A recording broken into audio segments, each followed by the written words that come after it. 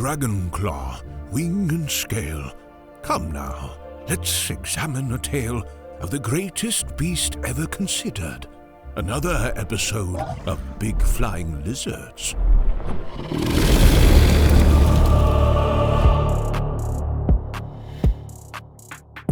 Welcome to Big Flying Lizards, a dragon movie and television podcast. I am your host, Bryce Wilson. I am joined once again by Dungeon Master Extraordinaire, host of Rock, Paper, Science, and great friend of the show, Colby Ford. Colby, they said it couldn't be done.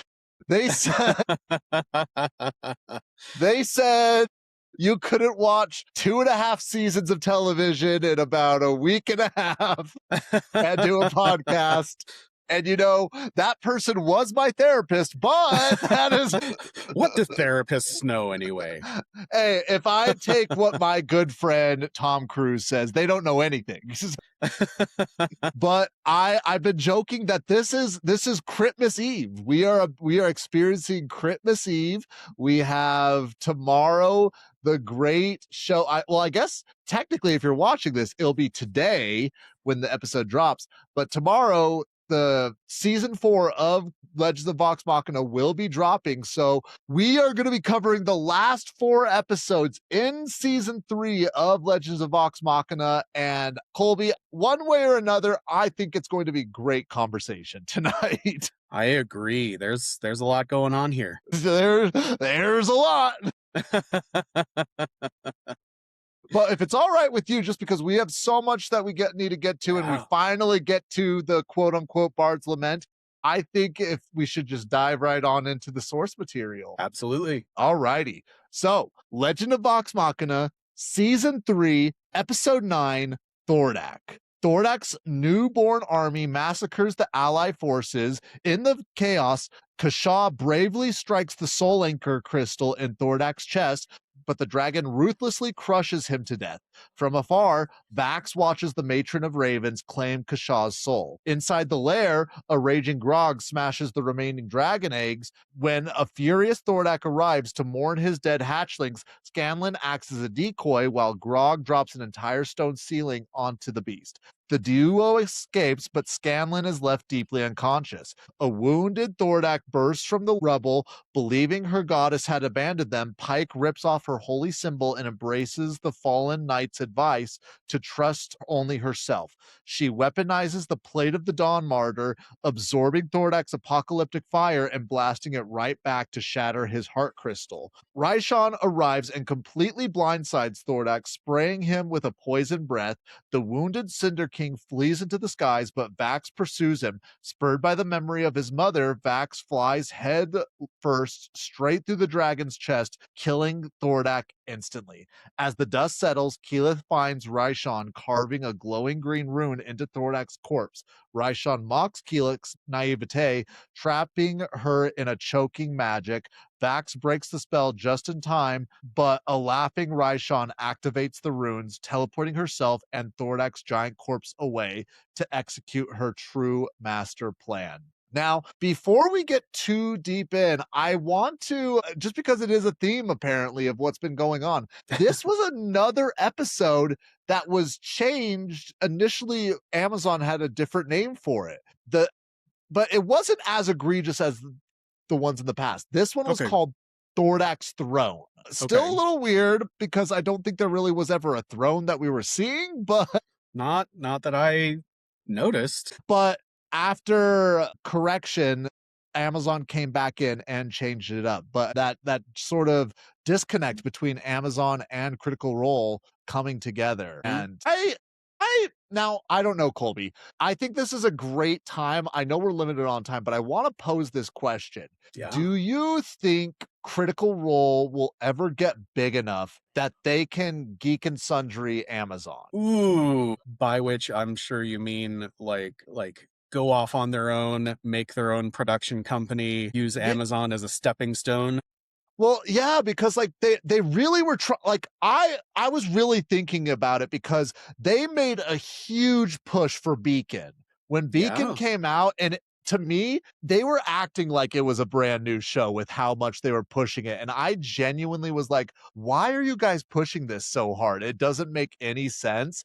But like now, sort of sitting that and also just seeing these little tidbits about this little disconnect, because this is just information you can go find. Like, this isn't internet gossip. This isn't like, this is factual information. And this is a clear indicator to me that something is going on behind the scenes that may not be all sunny and paradise over here. So I am wondering, what is Critical Role's plans for the future? Do they want to Yeah. move their TV show completely onto a streaming service, like their own? I don't want to say start their own streaming service, but they have Beacon set up for their own playthrough service. Could they eventually make it so that they are streaming their shows on there? Because the Mighty Nine, I'm pretty sure, is the number one fantasy TV show as of right now. And I would be Legend of shocked Vox, if it wasn't. yeah, and Legend of Vox Machina is still. I'm sure maybe I'm manifesting too much over here, but I think it's going to do numbers. This new season, I'm pretty sure, is going to be very popular. I would not be surprised if we heard within the next like 3 to 5 years that Critical Role just bought back their rights from Amazon and be like, it was like, we're starting our own thing. But I'd love to get your thoughts on it, because you've been with them since day one almost. So Yeah, well, and I think that their sort of company culture and their personal values and morality always play a huge role in this. So I think that's going to be probably a big factor in their making any sort of decision like that. And I mean, Amazon isn't known as the most ethical company in the world. Colby, I hear their warehouses are great places to work. I've never heard a negative thing about their warehouses. Yeah, I mean, I think that Amazon was a huge step up when for Critical Role when the first season of Legend of Vox Machina was announced. But they really are now. They've got two huge successful shows on Amazon. I'm not aware. I mean, there are probably other production companies that could say the same thing. There's probably Yellowstone spinoffs that can say the same thing. But yeah, I could absolutely see them wanting to take that kind of creative ownership back so that they can keep their values in line with what they're doing and what's showing up on the internet. Yeah. I mean, I was really just thinking that based off of what they did with Beacon, based off of what I've been seeing with this Amazon work. And I did always find it odd that it was Amazon that they went with, because Mm-hmm. I mean, they are clearly very progressive people and they don't hide the fact that they're very progressive. And I mean, I'm not sitting here saying that any of the other streaming services are not progressive or like are any sort of socialist by any means stretch of the imagination, but With the possible exception of Dropout. with the exception. But at the same time, like, I think Amazon is one of the most egregious with at least work ethics and just abuse of their Mm-hmm. employees of all. I mean, I don't know. Maybe there's horror stories behind Amazon. I mean, not Amazon, behind Netflix's door that we just don't know about. But I've heard some. yeah, But yeah, and also it really depends on what part of Amazon they're working with, because Amazon is so big that it's not just one ecosystem. It's not all yes. Bezos and his decisions. It's not the retail website. AWS is their biggest business still, and you know, I have family who worked for AWS and family who worked for kind of the automation side of things and had really good experiences. So I think I haven't heard anything really about their enjoyment working with Amazon as a distributor. But I mean, the fact that they came back for the Mighty Nine to me kind of says something. Yeah. And maybe I'm just looking into too much, and maybe I'm just trying to be messy over here and cause drama where there's not. But I mean, a- Critical Role eventually did outgrow Geek and Sundry, and Yeah. let's be real, like there's, with the exception of The Boys, but The Boys ended, and maybe Mm-hmm. Invincibles, but I haven't watched Invincibles. There's not really anything else that's really keeping up with Critical Role. I mean, not Critical Role, but Legend of Vox Machina Yeah. and the Mighty Nine. So, Mm-hmm. what's gonna happen when they outgrow? I mean, it's crazy to say, but what happens when they outgrow Amazon TV? Like Yeah, that's or when somebody makes a better offer. Mhm. I could see them being kind of a big deal if they were able to move over to a service that is a little bit more specialized for like animation, adult animation, that kind of thing. If something like that took off, maybe they want to lend, kind of be the geek and sundry and Mhm. give someone else a boost. I could see that being something that they would love to do. Oh, for sure. I mean, maybe this is me just trying to sit here and think what's the next steps for Critical Role because they have just grown, Hmm. and I don't really see any other ways that they can potentially grow larger than they already have other than shedding their shell and even getting to become more of a because they're a media company at this point. Yeah. What point do they become a media behemoth? A media And honestly, do they even want to be? You're right on that, but I also will say because I between now and the last episode, Colby, I did start the Calamity episodes of Ooh, nice. and just listening to it and seeing how much they all love their characters in that, I could totally see them doing a mini series of this show. Don't Uh, don't give me hope. that's what I'm like that they already have so many stories because there's so many Mm-hmm. branch offs. I mean, there's the the Terry and Darrington Brigade Mm-hmm. spinoff.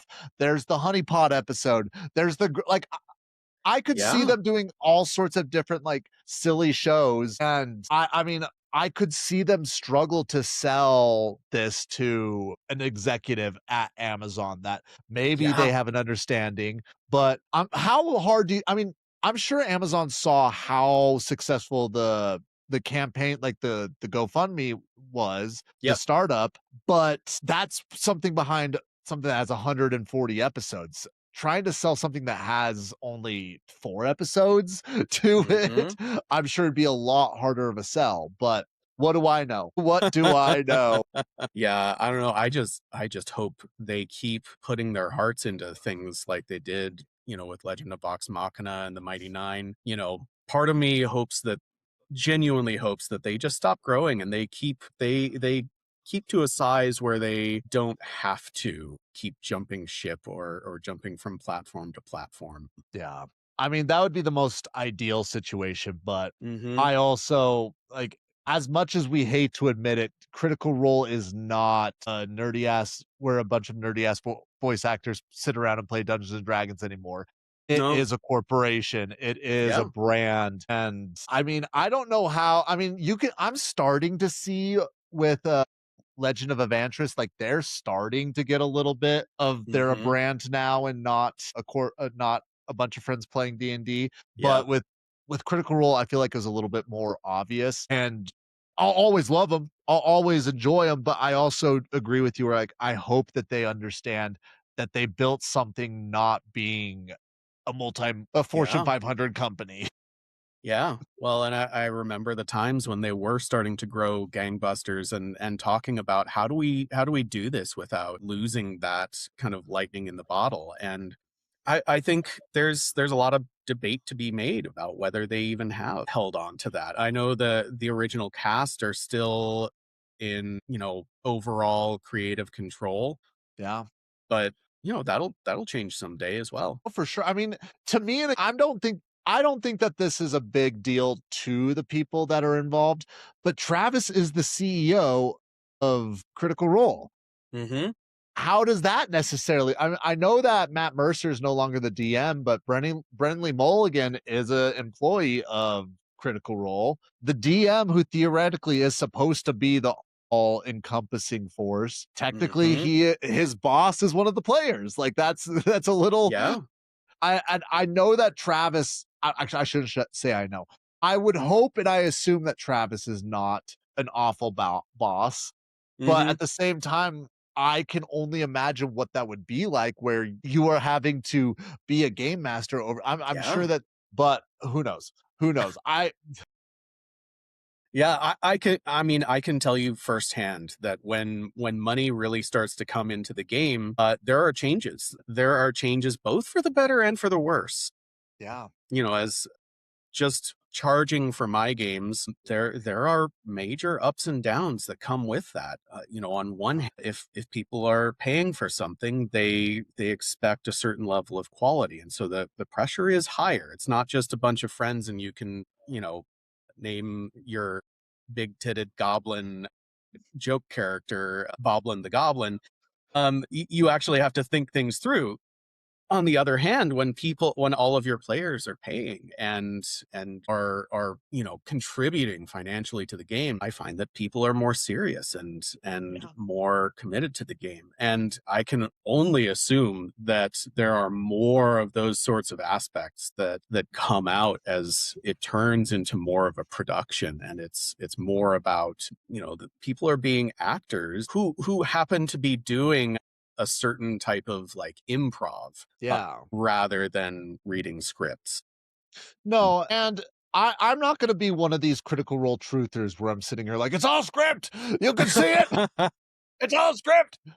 But I also do think, especially where they're at now, is I don't wanna say that it's scripted, but I do think that all the players have an idea of where the story is going, Hmm. and there's a level of role play and improv to get to that point, but I don't know. It's just when you watch these episodes in Critical Role where it is showing them fight Thordak, when they fight Raishan, when they and even like you were talking about how there's just a completely different energy. If you go Hmm. back and watch how the players reacted to seeing the Kevdak fight mini map, they were freaking out. You would have thought that Matt just brought out like a plate of gold with how they were reacting. And I have Wow. seen some of the most incredible battle maps ever made by man that Matt Mercer has brought out. And they're just like, that's cool. That's cool. And Yeah. I'm like, to me, I'm like, oh, that's just so disappointing because they're just so used to it now.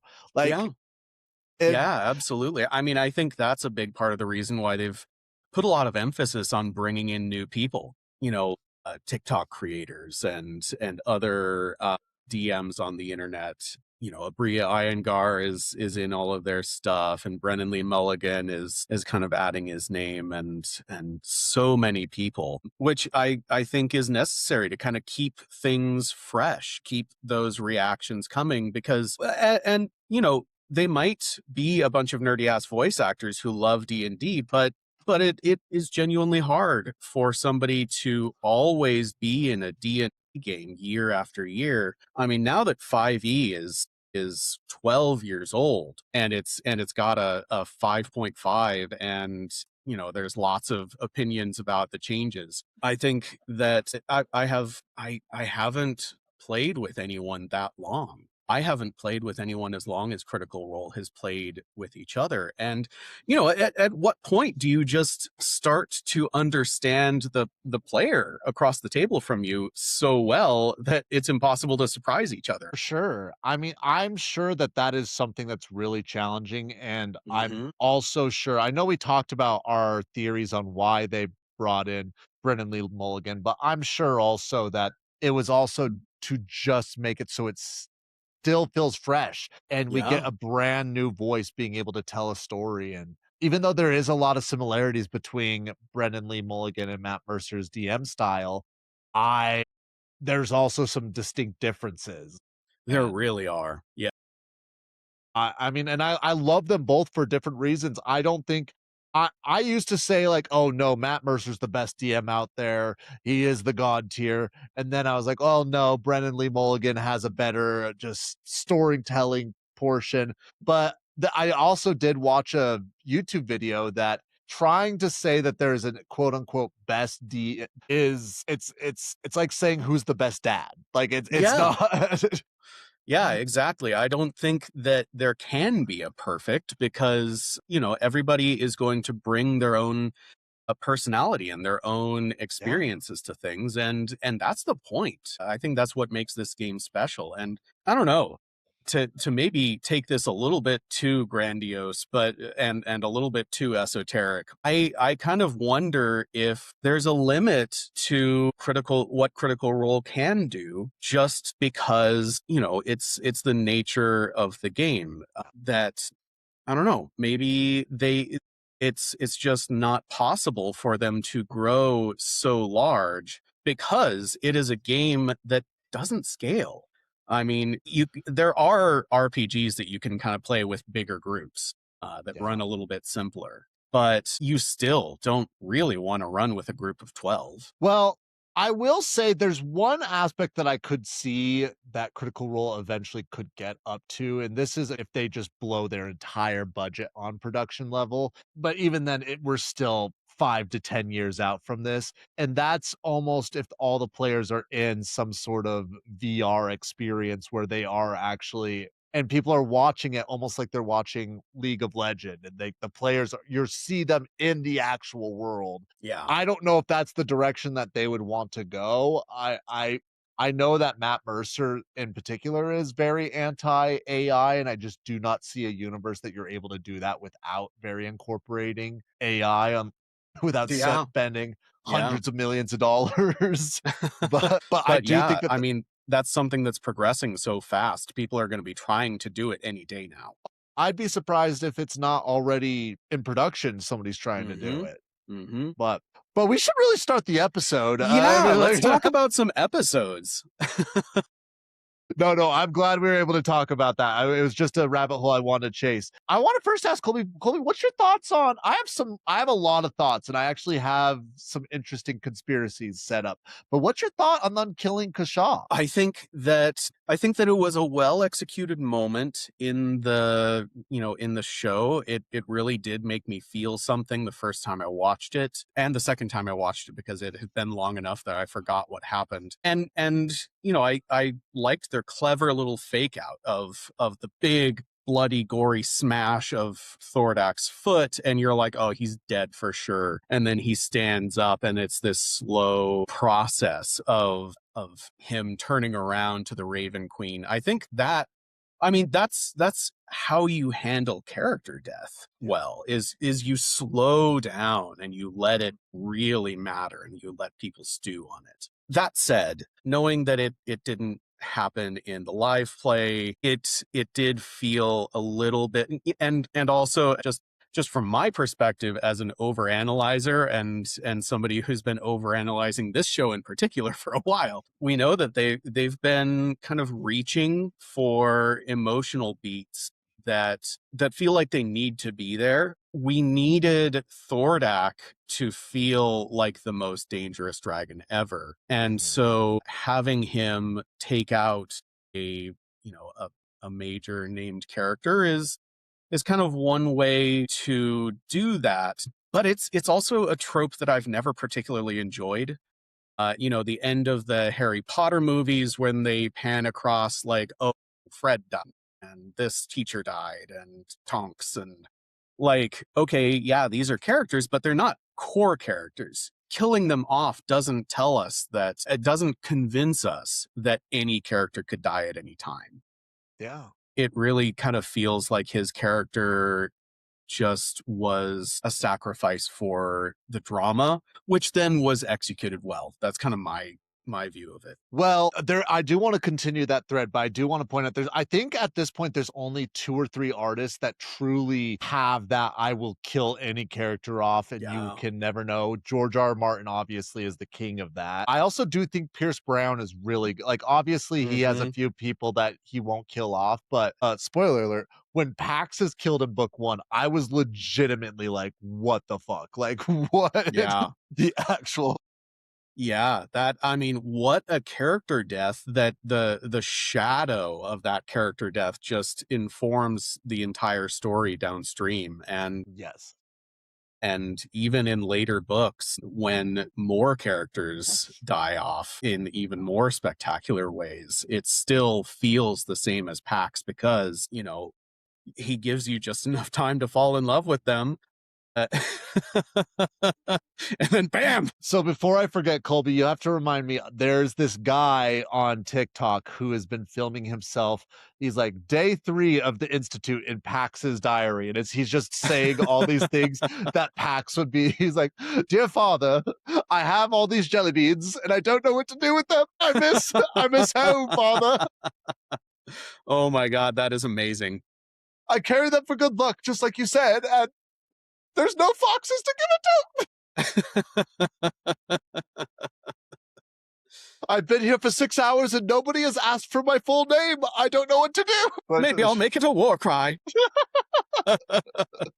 But because they really do try to like make him so he's like a preppy like British kid, and it's I'll send you a couple of videos. They're hilarious. Yes, I need to see this. But going back to Kashaw's death, I do want to pose a question to you that I've been really mulling over since our last episode.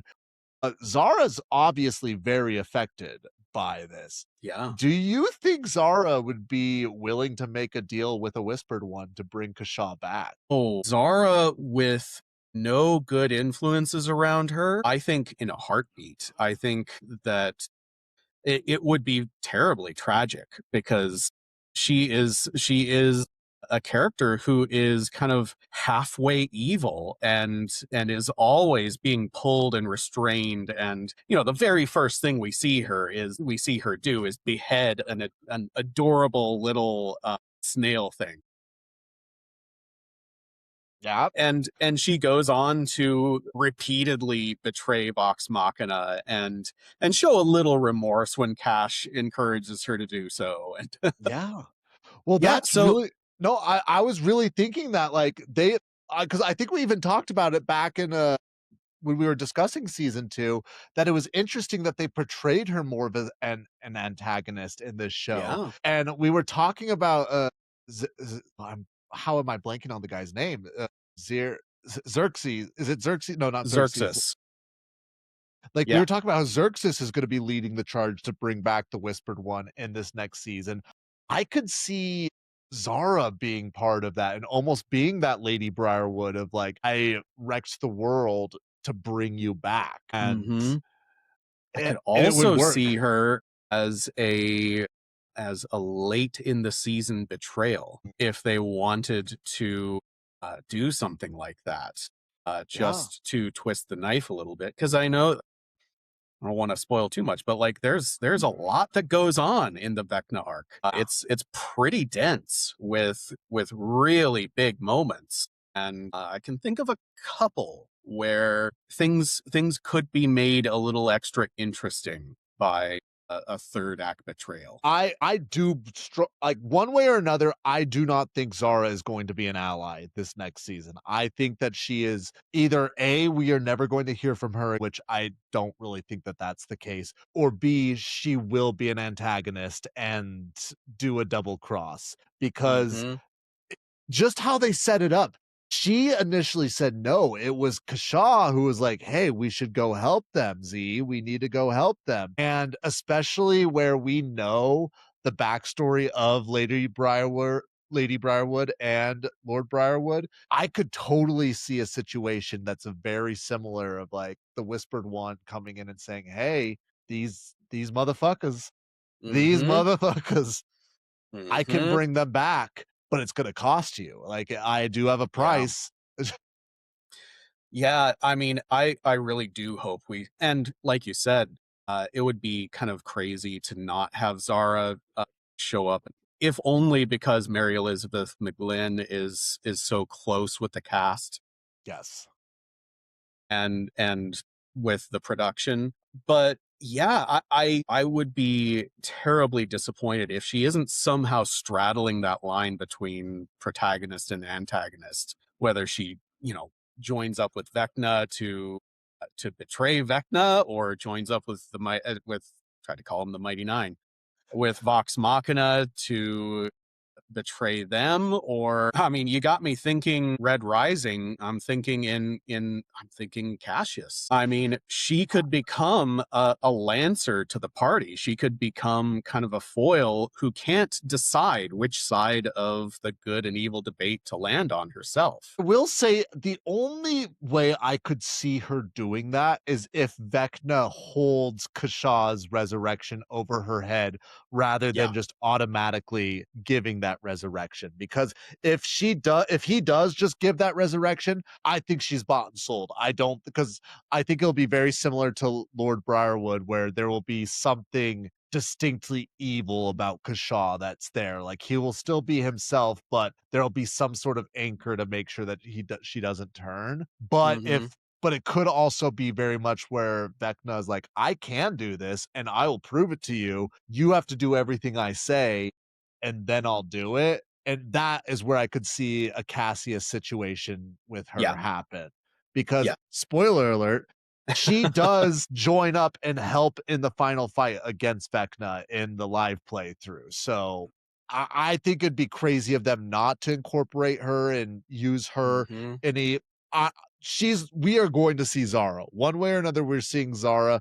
I just don't know what that's going to be looking like. If she's going to be a complete villain or if she's going to be a villain for a little bit and then switch sides. Mm-hmm. Yeah. Uh, I don't know. I'm excited to see. I also, Colby, I want to ask you, what is your thoughts? What is your thoughts on the whole Pike arc in this episode in particular? I think I have mixed feelings about it. Yeah, this is one that didn't quite land for me. I think that it is a kind of logical continuation of the arc that she's been going through. Her arc since season 1 has been that she doubts herself, she doubts her faith, and as she goes along, she learns to trust herself more and trust her own power. And I think, I mean, this is how Pike ends the live play is something that I don't remember a lot of, but I could absolutely see her continuing on this path and having some serious temptation. You know, maybe something is held over her head. Maybe it's just a matter of, well, I don't know. I don't know. This moment felt a little bit out of nowhere. Her thinking back to Xerxes, I think every time one of the characters gets a vestige, they do have to have this little arc of trying to figure out how to control it, how to wield it. Whether it you know, Grog kind of the exception there because he gets the vestige and is immediately much better. But that was his reward at the end of his big arc. Yes. And so I kind of wonder if it was a little bit of an insert out of a need for symmetry so that Pike had that, making the plate of the Dawn Martyr seem a little bit more mysterious and difficult to control. But I don't know. It didn't seem prompted by much other than it seemed like they decided she'd struggled enough. I really think that they're setting up Pike to be, I don't want to say the main character, but I think they're trying to set her up to be the pinnacle of the Vecna fight. Just based off, because I just released the episode where we talked about Xerxes, and I went back and watched that scene where Xerxes is talking with Yank. And he says she doesn't realize what's in her blood. Leave her alive. All glory to the Whispered One. So they are clearly setting her up to be important for this arc, and I don't know what that necessarily would be. This is crazy. This is absolutely Looney Tunes, that idea, but tinfoil hat. I could see them going the Emperor Palpatine route where Pike is actually a descendant of Vecna, and like there could be like they're trying to have her ascend to be like, there's the god of death or what, the god of resurrection or whatever it is, and then they try making her a god of something, because I mean she's a healer. She's already like, she's clearly a lot more bloodthirsty than most clerics. That was a big thing they were fighting, and let's be real, the story that she had in the playthrough is just not that compelling. And now it's the Blind Side's fault for that. It's not Matt Mercer's fault fault at all. But I think that they're going to get wonky with it. I think they're going to get a little weird with Pike's story because Pike's is clearly not over. Vax's story is clearly not over. Mm-hmm. Keyleth's story, clearly not over. Poor Grog, his story is all over. Well, Grog's is all over. Percy's, you can make an argument that's all over. Mm-hmm. I think to an extent, Vex's story is all over. Mm-hmm. Obviously, if they have the one last wish, Scanlan's story is not completely over, but at the same time, it's somewhat over in other ways. But I'm just really curious to see where they take this with Pike, because it really seems like this is something that keeps repeating itself, that she needs to believe in herself. There's a power within her that's stronger than even the gods. And it's just, I'm really curious to see where this is actually going, because I also do just love the idea of like Vecna actually being a gnome. Like that was his race in life, is that Vecna was a gnome. Could see him, rising up out of green light in the ground. He's like, behold, and then we zoom out and he's 3 feet tall. It's like when Mushu comes out in the Mulan movie. Yes, like, exactly. Powerful. I want that so badly now. I don't even care. Like I don't care how corny it is. I want Vecna to be a gnome. That's the that's the new headcanon. I did also just want us to touch on the dragon fight between Thordak and the party, with the exception of when Thordak was running away. Truth be told, I was underwhelmed with this fight.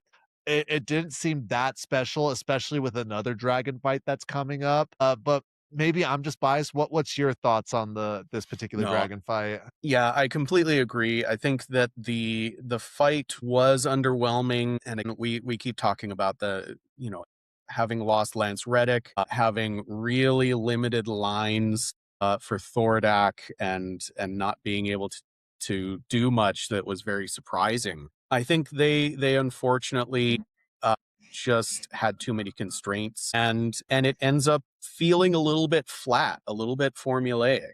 I also think that there's something about the scale of Thordak that seems to do a disservice to the visuals, because he is so huge. He is, he's 3 or 4 times the size of any of the other dragons. Yes. And it makes him this kaiju rather than something that can, bring his head down to eye level and look at the characters eye to eye. Yeah. It's hard to get them all on screen at the same time. It's hard to keep it clear where everybody is, if that's important. So yeah, I think that maybe just the fact that they were working within too many constraints, that they needed to make too much out of Pike's coming to grips with the Plate of the Dawn Martyr. Yeah, honestly, I think it is good, just maybe a little bit forced. I have a tendency to say what I would have done if I was in their situation, and I'm biased. I've already expressed that this is what I've wanted to happen for a while, but I truly believe that this would have made such a big difference, because in all reality, Thordak should not be fighting Vox Machina. Like they're literally ants. There is nothing that he can do against them. And even if you just are looking at stat block purposes, it does not make any sense. In reality, he should have 10,000 HP. Like that's what that he should be working with at that point. So if I could go, and I feel like this would solve so many different issues. You could solve the issue of not having Lance Reddick anymore. It'd solve the issue of making it so it would be an epic fight scene in general. And I feel like it would be an opportunity to really show off the artistic creativity. I think they start off the fight where Thordak is trying to smash Vox Machina, but they're all just too fast. They're getting away. And he's like, just fuck this. And you just see him condense and he becomes his human form. And it's almost like Sauron in the Fellowship of the Ring. And he's just going through having people fly around with just how strong, because I imagine he'd keep his physical strength still as a dragon, but just I imagine he'd have a maul that have flame in it, and he'd just be killing hundreds of people left and right, and Vox Machina would have to go then and fight hand to hand, and he'd still just be cackling and laughing the entire time, just in a mad rage. But then they could also use a different voice actor at that point, and it would logically make sense for that to Yeah. happen. But and at the same time, that's not at all what happened in the playthrough. This is just all fanfic at this point. But yeah, But that would be sick as hell, honestly. yeah, I would just love to see just this like grandpa dude who's ginormous red plate armor just come out and just throwing fireballs everywhere, hitting people with a mace of fire, and just laughing at Vox Machina the entire time. Yeah, absolutely. I have a lot more thoughts about this episode, but I actually do want to save them for the next episode because they tie in oddly close together. Do you have any other thoughts about this episode before we jump into the next one? No, I think I'm good. All righty. Well, we're going to go ahead and jump into episode 10, To the Ends of the World. Furious that no one listened to her warnings about Raishan, Keyleth abandons the group, flies back to her home in Zephyra. Meanwhile, Vex and Vax refuse to leave unfinished business behind and head to the coast to hunt down Anna Ripley. Scanlan remains unconscious, and Grog fears he has given up on life. Pike tracks down Kaylee and shows her the song Scanlan wrote for her, begging her to return to Amon and give her father a reason to live. Keyleth demands the Ashari Council to teach her the dangerous forbidden tracking ritual to find Raishan. Despite being told she isn't ready, Keyleth defies them, taps into the high-stake nexus of the ley lines, nearly getting sucked into the earth before successfully locating the dragon. In the shady port town of Stilben, the twins learn of a ghost ship delivering Ripley's mass-produced firearms along the coast. Vex spots the ship and tries to infiltrate it, but she is captured, tied to an anchor, and thrown into the sea. Vax sprouts his wings, dives into the ocean, slices Vex free. Keyleth's ritual visions syncs with her present just as the twins stealthily board the departing vessel, only for the doors to fly open as Anna Ripley welcomes them into a lethal gunpoint ambush. We gave hints to this last time. Mm-hmm. I hate that Thordak died in episode 9. I Yeah. think Thordak needed to die in this episode. I think they could have totally extended this and been a part 1, part 2 situation. I get because they've been building up to it, but I hate that Keyleth is having this "you guys don't listen to me, so I'm leaving you" sort of situation, because if we go back to season 1, there are several times that they do listen to Keyleth, and it's in this situation. I get it because it's when it comes to Raishan, it probably hurts a lot more. But the way that it's portraying it makes Keyleth almost seem like a spoiled child rather than somebody who's truly not being heard or seen. And I think that having her run off on her own does more of a disservice than an actual service to her character, in my opinion. Now, I'm not a Keyleth basher. I'm not sitting here like, Keyleth sucks. Thanks, Keyleth. But I don't think that this was the right decision for them to use with her character at this point in time, because it does Yeah. it doesn't put her in the most flattering light in this tense, in my opinion. Yeah, I think something about it may even be at the just at the concept could have been the same, and the execution could have been a little bit better if it came off less as a tantrum and more as and less as just a straight up "I told you so." And if they had given her a little bit more insight, a little bit more information, if there was more to this, then she's on one side, the rest of the party is on the other, and she turns out to be right, and she kind of throws a fit. I can see what the arc they're trying to do here, and I think it ends up being effective because later in the episode I do really like her ritual. I think that is a really strong point of the entire season. But and they're trying to say something pretty important and relevant to a lot of people about needing to make room for yourself and demand to be heard, which is unfortunately a little bit, you kind of have to go digging for it underneath the what almost feels like a YA level subplot here. Yeah. Well, I even think what they could have done, they could have had the Earth Ashari come to Amon to help defeat Thordak, and there could have been a moment where Keyleth is showing frustration and being like, "Well, she's lost. What are we gonna do? Like, how are we gonna figure this out?" And they could have even where she's like, "Well, there is a way. It's just what are you willing to risk for you?" And I think that that would have done so much more for Keyleth because Keyleth is risking her life right now to do this ritual, and it's a big moment for her. But I also think it's just a little bit usurped just because of that blow up in a sense. So if they would have just gone that direction and just involved bringing the party along there to watch and support, I even think that they could have gone a step further with it. I do like, spoiler alert, I do like how they bring back Percy, and I think it makes sense.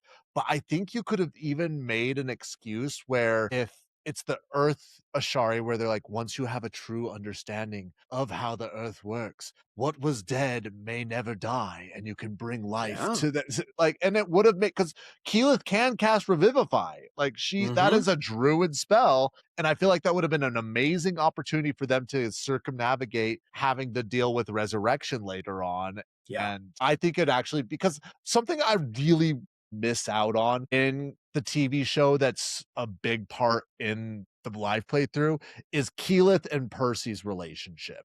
In the TV show, they just don't really have that much of a Yeah. relationship, but they're like siblings they're always arguing, but they're also best of friends. They're the closest. They always are relying on each other. They're always having amazing conversations, and also they just have completely polar opposites, like opposite views on leadership. And it's just so much fun to be able to see them argue and discuss, Yeah. but then come together at the end of the day. Yeah, absolutely. And I think that Keyleth's two big power-ups in this arc, in the last season when she visits Pyra, and this one as well, while the scenes are very dramatic and satisfying, I think that to an extent, Keyleth proves herself. I think I mentioned this before. She all she gets to go on or to change yourself or to develop and grow is a little bit of a pep talk, as opposed to if there were more of this back and forth between Keyleth and Percy about the nature of leadership, and Percy saying, no, you need to if you are a leader, then you need to be heard. That is not optional, and kind of pushing her to stand up for herself, Yeah. then it could be a little bit more understandable when she takes these big risks going through the fire portal into the fire plane to close it, and also allowing herself to be consumed by the earth, and kind of going for what she wants in her relationship with Vax, which kind of ends up being the anchor that she needs. Yes. So yeah, I think you're absolutely right. I hadn't thought of that, but I think Percy is where this should have come from. I think she should have gotten the idea there. I think he should have been saying, "No, take care of yourself. Yeah. Use your authority. You're wise. You know what to do. You're just too scared of it." And because we've talked about this, Percy's getting lessons from the rest of the group this Hmm. entire season. And I do think that Keyleth would benefit from some of Percy's coldness. Keyleth needs a Yeah. little bit of that. I mean, we all want our leaders to be as kind-hearted, as gentle as Keyleth is. And in a lot of ways, it is a great thing. But at the same time, if your leader is freezing up like Keyleth does in these big fight moments, that's you can't have that, because then your kingdom, your people, they crumble with you. If you freeze up, they freeze up. You're a reflection of that. And there's a reason that we say no mercy Percy. He's Yeah. he doesn't blink. Yeah, absolutely. And I think Percy is a great example of, you talk about him as being, fairly evil for for a heroic character. I think he embodies or tries to embody some aspects of leadership that, that sort of assertiveness, forcefulness, and there's an arrogance that is necessary. Yeah. Because if you don't, if you are going to lead people and you don't think you're the best person to do that, then it only makes sense to step aside or to give over your power in one way or another. And that's what Keyleth is struggling with, is that she is too kind-hearted. And I mean, we saw more of it in the live play, especially in her little like backstory blurb and some of the comics about how, she's a moon druid. Her wild shaping was always her kind of her signature thing, but she started wanting to mostly turn into squirrels and cute little birds and adorable fluffy things. And she kind of never gets over that. I'm pretty sure, with the exception of the elementals, Minxie is her favorite animal form. Yeah, Minxie for combat, and there's an eagle form that she uses constantly, more in the show than in the live play. Yes. Yes. No, I really am curious to see where they decide to go with Keyleth in these final. Are they ending on this 4th season, or are they going to do a 5th season after this? Have you heard? Or I have not heard. I just to give us enough episodes for a satisfying arc, I hope it's a 5-season show. yeah. I think that with all of the buildup and all of the hints about the Whispered One that they've been planting the entire way, it would be incredibly unsatisfying if it were only the 1 season, or if they didn't give us a slightly bigger season. If they gave us an 18 episode season, I think you could handle it a lot better. Or a 12 episode, 45-minute season. I feel like if they were each 45 minutes, that could very much work. Mm-hmm. I've specifically stayed away from watching any of the trailers for this, just because Same.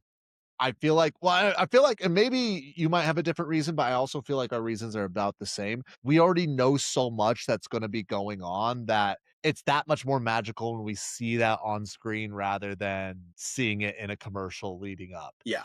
The commercials are for the normies. We had our commercial. Exactly. We had a commercial that was many, many times longer than the show we're watching. Yes. I do want us to be able to be chugging along, just because we just hit our hour mark. But I did want to talk about Stilben. I loved Stilben. I loved that. Yes. Even though it was not in the playthrough, even though it was completely their decision to go this direction, and I sort of hate that Anna Ripley's still alive, I still think visually and all the characters that are in Stilben are amazing, and I love it. Yes. I think Stilben is a city that we as fans haven't gotten enough of, and was a huge part of their story. That's where they formed their party. That's where Vox Machina came together. That was their level 1 stomping grounds. And those places always have kind of an importance in a campaign, in the flavor of a party. And honestly, I would love to see more of Stilben if they if they gave us more prequels, or if they gave us more backstory snippets in the following season or seasons. I do hope we see more, because it kind of, the griminess of Stilben, and it's almost the most corrupt place that you could possibly imagine without it being somehow magical. So Las Vegas. So Las Vegas. But it also kind of, I think it informs who Vex and Vax are in particular. Yeah. I don't think that they would be who they're noble kids. They grew up in the lap of luxury, ran away, lost their mother, ran away, went off on their own. And you would not expect people like that to be such bastards, hard drinking, morally gray bastards the way that they are, if they didn't have to survive in a place like Stilben. Yeah. Well, I mean, that first episode when we're introduced to Vox Machina just makes so much more sense when you see Stilben. Because if you guys want to just go watch the YouTube introduction of meeting Vox Machina, they're literally just a bunch of jackoffs in a bar getting in bar fights. Like, Exactly. Yeah, and I mean, I think for runtime reasons, I feel like we see less of one of the cast's favorite things about role playing, which is just kind of their characters partying. There's Matt Mercer always loves to throw in a casino sequence, or there's bathhouses in campaign 2. There's always bar brawls, there's pub crawls, and all throughout the live play, the actors in character will be saying, that was a tough fight, let's get drunk.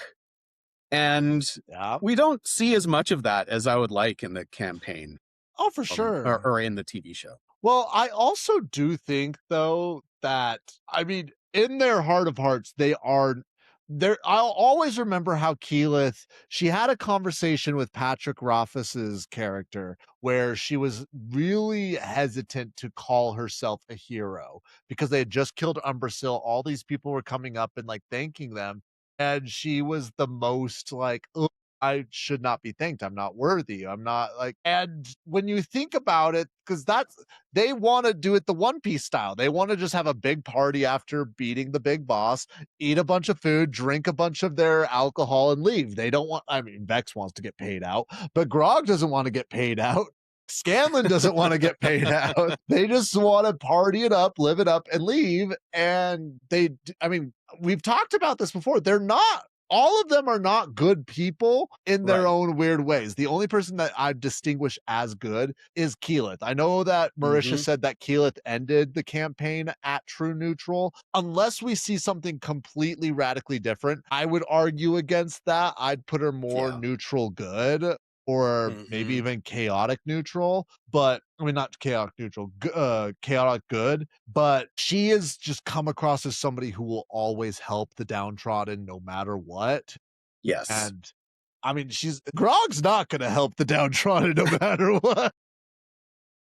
Well, maybe you could argue that he would be the other one who would help the downtrodden, because that was his big turning point in his life. True. However, I am thinking back in the live playthrough when Tyrion Darrington is knocked out in the water trial, and Grog is gonna just leave him in there, not. And Percy had to use command on him, like an actual spell, to go get. So that's the only thing I'll say. That maybe not, but Yeah, no. Grog is all instinct, and Percy is all power and authority, and being the cleverest in the room, and yes. Vex just wants her stability back, and Vax wants his sister in his life, and Scanlan is just trying to reclaim kind of or trying to like build a version of himself with a family with some stability. They're all looking for something for themselves.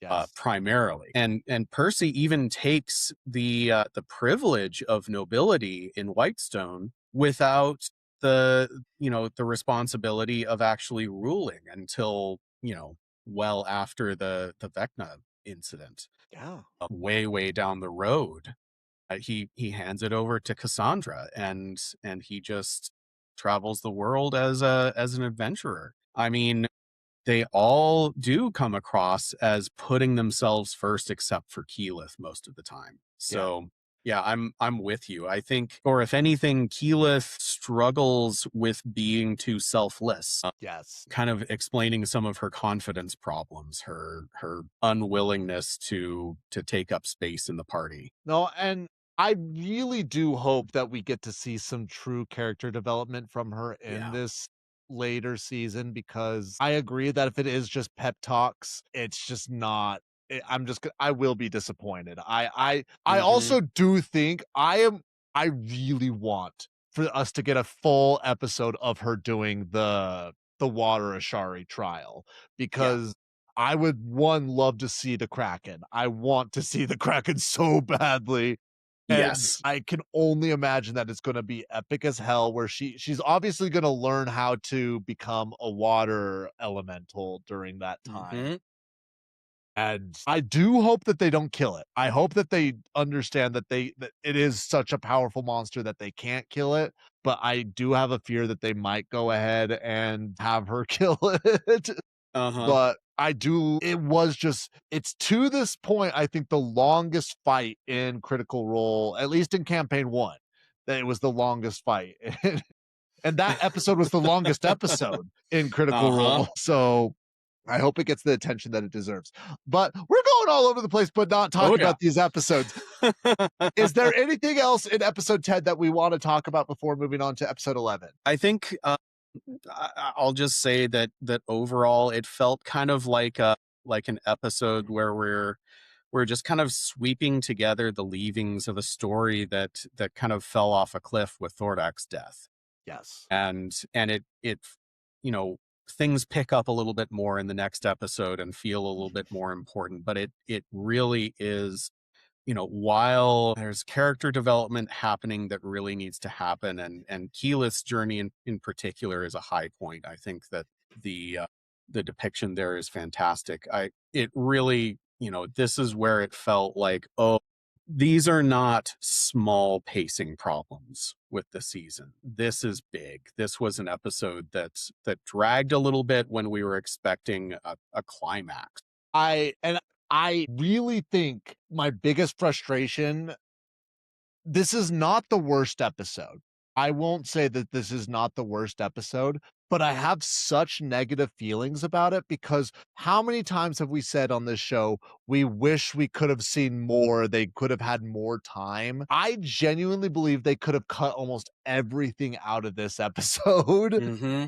And it would still make sense with where they're going. And that's where my frustration lies, is that they could have just expanded on other areas. And instead they went this direction. So I'm not going to sit here and say, hey, this is an awful episode. I'm not going to sit here and say I hate the show. But my biggest frustration is I just know what it could have been. And it just wasn't because they decided to go this direction. Yeah. Yeah.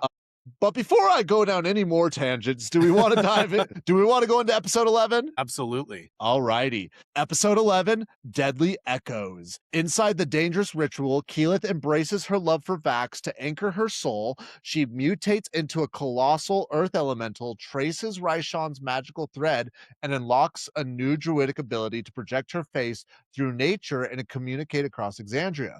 Kaylee returns to Amon and sits by Scanlan's comatose body, admitting she misses him and that his efforts to find her meant the world. Her vulnerability breaks the spell, and Scanlan finally wakes up in a tearful reunion. Bound and disarmed aboard Ripley's sinking ship, the twins break free. A brutal, explosive shootout ensues against the mutated Ripley and the shadow demon Orthax. Just as Ripley chokes the life out of Vax, Vex rises from the water and fires Percy's gifted arrowhead point blank into Ripley's mouth, killing her instantly. On the shore, Vax inspects Ripley's gun and realizes Percy's soul is trapped inside of it. The full team reunites in Zephyra, where a confident Keyleth publicly confesses her love to a speechless Vax before tracking Raishan's location. Vox Machina infiltrates a glowing green ziggurat where a diseased Raishan is channeling necrotic magic into Thordak's suspended corpse. Keyleth unleashes her full power and kills Raishan on the spot, but the rogue energy triggers a horrific transformation, reanimating Thordak's corpse into a terrifying undead dragon resurrection of Raishan. I think that this is a great setup episode. I will say this, it's a great Mm-hmm. setup episode, but I really think this should have been episode 10. I do not think this should have Mm-hmm. been episode 11 because Yeah. yeah. It does kind of make things feel a little bit rushed. I will also say that this is one of the few episodes where I have complaints about the actual visuals. Let's hear them. The scenes on the boat are, to my mind, a pretty egregious example of just an over darkened scene. I think they wanted to show the incredible contrast between the light and the dark, the gunshots and everything. But this is an episode that you cannot watch in a light room. Nope. Not at all. Funny enough, the first time I watched it, I was watching it at work with my phone like right next to the window and I could not see. Yeah, you're just like, what is happening in this scene? And this is a thing in film today. Everybody loves to over darken their scenes for some reason. It's part Game of the of Thrones. Netflix look, right? Yeah, so it's as if we can't see what's going on, that makes it scary or something. I definitely think there's a time and place, but I feel like that should be built up more for suspense rather than actual action sequences. Yes. I feel like it would have been so much more appropriate if they wanted there to be a level of mysticism. They should have been in like just a fog. Like it would have. How many times have we seen a pirate ship and there be fog on it, and just you can see the sparks and explosions of bullets going flying everywhere? But yeah, I completely agree there, Colby. I do think that it was a little bit And it flattering. ends up being a little bit of a confused fight scene with kind of the geography is so close to being able to be followed, but then things show up where they are. These are minor gripes, but yeah, that I think the scene on the boat, especially before that whole thread comes to a climax, when it's a little bit better lit with all the fire around and with a little bit more focus on the characters as Ripley is more directly interacting with Vex and Vax, I think it kind of like improves a little bit. But I think to me, that's kind of the low side of this episode, where the high side is, Keyleth going through her ritual. Yes. I do also, I do not know what it is about their ziggurat scenes, but whenever they go to a ziggurat, it looks visually amazing. Yes, I feel like this one looked even better, just how wrecked it was. And it makes you think, oh, that must be how the one under Whitestone looked before Ripley got to it. And it also, I would really love it. It makes you really think, okay, does Raishan actually understand the significance of Vecna and trying to channel some of that resurrection undead energy from Vecna in particular? Or was this just happen like, because in the live playthrough, they actually go to the second most famous lich's lair, and that's because Vecna is obviously the most famous lich, and then there's this second lich that was very famous with necromancy, and that's where Thordak had learned about how he could free Raishan from her diseased body.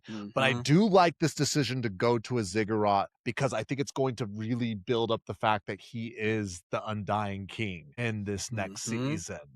And yeah, absolutely. If anything, I'm a little disappointed that she didn't have a similar experience with Delilah Briarwood, where Delilah, she carved the runes into her own flesh, she gave her blood, she finished the ritual, and Vecna essentially thanks her, and then there's just this orb there. Nothing to help her. And she's like, that's all there is? In my mind, if I were running this as a D&D combat, as a big ass boss fight, I would have had it. You fight Raishan while she is trying to summon Vecna the same way as Delilah Briarwood was, so that, if she summons Vecna, if she's the one that frees Vecna, then obviously Vecna will do whatever she wishes he would do for her. And then being moved into Thordak's body, that can be a little bit of a boss fight phase 2, which is always fun to throw at your players, because nobody really expects that in D&D. Very Elden Ring-esque. Exactly. New mini, new health bar. But yeah, I think that it could have done with a little bit more intention and development for Raishan than just wanting to transfer herself into a better body. That seems like a little bit of a simple goal for the character that we've had built up. Now, maybe we're going to be told something completely different when we get here, and maybe there is some significance.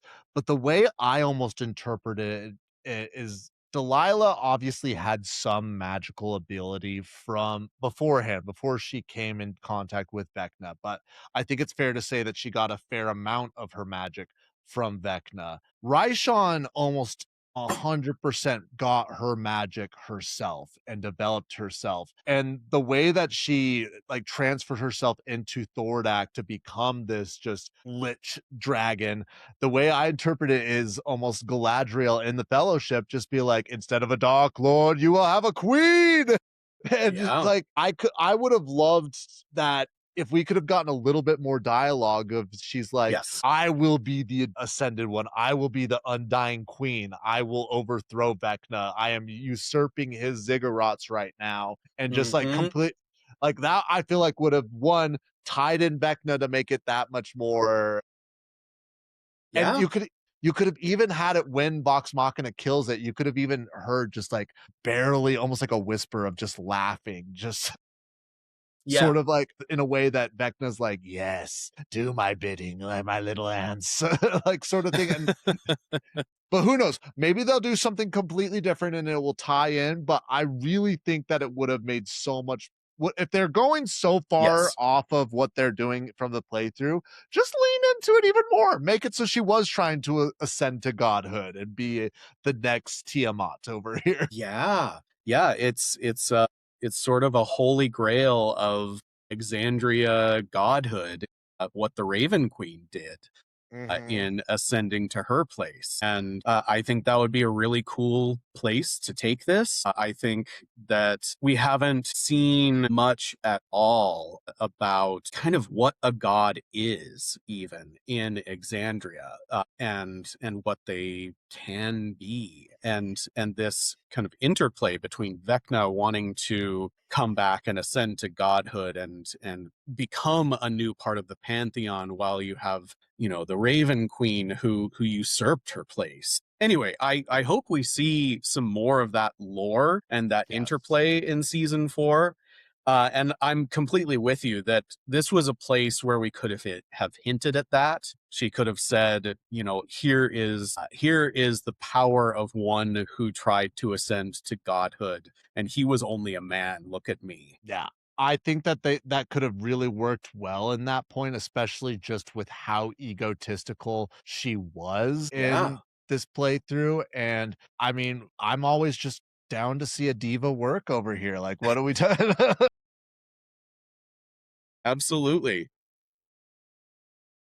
I was going to save this for the next episode, but I think that this is actually a really good time to bring it up. I don't know if you noticed how they sort of blended Raishan and Thordak's voices together to make this voice for that. Yes. So that was actually not Lance Reddick. They got, and this is actually, I love, they got LeVar Burton to come and be, that was LeVar Burton who was voicing that I over had there. no idea. That's so cool.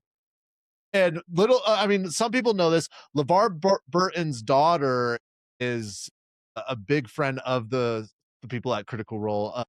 Micah Burton, she has been on the show a couple times, and they were able to get LeVar Burton to come in and reading rainbows this bitch over here. Yeah, honestly, it matched so well in pacing and intonation and everything that I was just listening to that assuming it was a modulator, but I noticed the same thing. It was like it was Raishan's voice coming through Thordak's vocal cords somehow. Yes. And it really did help to sell that this is, you know, this is a broken and destroyed body that has been reanimated and had this malevolent spirit put into it. I think that was absolutely fantastic. And visually, it looked incredible as well. Just like Yes. the red body, but with all the green just like almost spilling out of it. It just looks so good there. Yes, absolutely. Is there anything else we want to cover with this To the World's End before we dive into the season finale of season 3? Not really. I'll just say that I think that their pacing problems got a little bit better here. A little bit better. I think we did see some really good character development, and the beginning of the fight with Raishan is absolutely fantastic. Yes. And it only gets better. So yeah, let's talk next episode. No, for sure. I will quickly comment on just your point right there. I agree that the pacing is a lot better here than we were seeing throughout this season. I don't want to say that I'm concerned.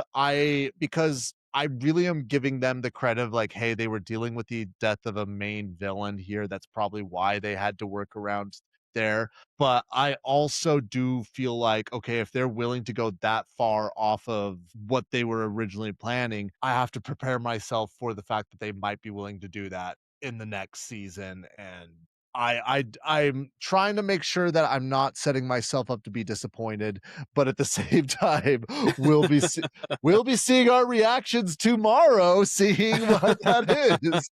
But without further ado, we are going to be dissecting and talking about the season finale of season 3 of Legend of Vox Machina, which is episode 12, Souls in Darkness. Driven by Raishan's mind, the undead Thordak ruthlessly overpowers the squad. Keyleth uses a decoy trick to fake her death, only to burst from the ground as a gargantuan earth elemental, trapping the dragon and allowing Vax to blast it to pieces with Ripley's gun. The dragon is dead, but Percy's soul remains trapped inside the weapon.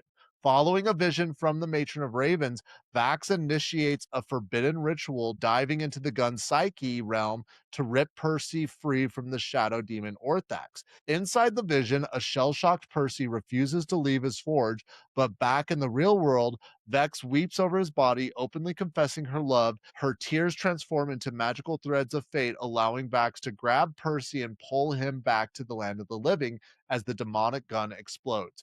Percy is alive, but Vax's defiance of natural order comes with a horrific price. He secretly pulls back his sleeve to reveal a necrotic dark stain creeping up his wrist. The Matron of Ravens is coming to collect. With the Chroma Conclave destroyed, Vox Machina decides to part ways. Scanlan leaving to be a full-time dad to Kaylee, Keyleth and Vax headed off to complete her druidic leadership trials. Percy and Vex retire to Whitestone together. The season ends with a chilling cliffhanger in a dark, forgotten temple. A cult of blindfolded zealots chant in unison as a spinning black orb crackles with purple lightning, teasing the arrival of the supreme entity, the Whispered One. I almost feel like we just need to get it out of the way here. This might come as a shock to you guys, but I wanted the Bard's Lament. What? Why wouldn't you mention that before? And even on this rewatch, I genuinely think, and it makes me so, I know I already mentioned, but the fact that we could have completely just done away with episode 10 and they could have made room to have a Bard's Lament situation. And I've heard some people say, well, oh, they don't want to have it end on a low note. They don't, like, that's not good for good TV.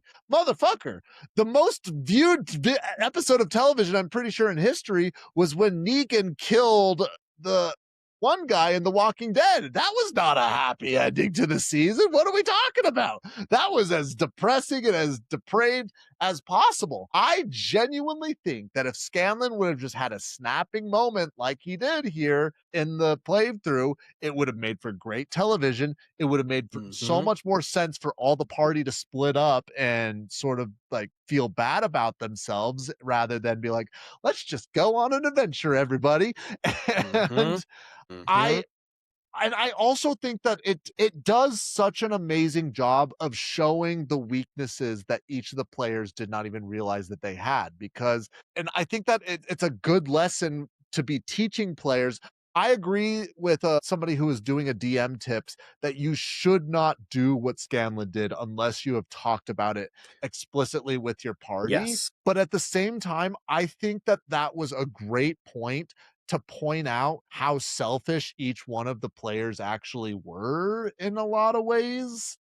I don't even think the play, and I'm not even saying selfish in a negative way, but Scanlan was clearly spiraling throughout this entire arc, and nobody, I don't want to say nobody cared, but nobody was doing anything other than like, hey, cut it out, stop it, don't do that. And Yeah. it was really just exposing the fact that they weren't willing to make sacrifices for Scanlan. Now Scanlan was a manipulative little fuck and really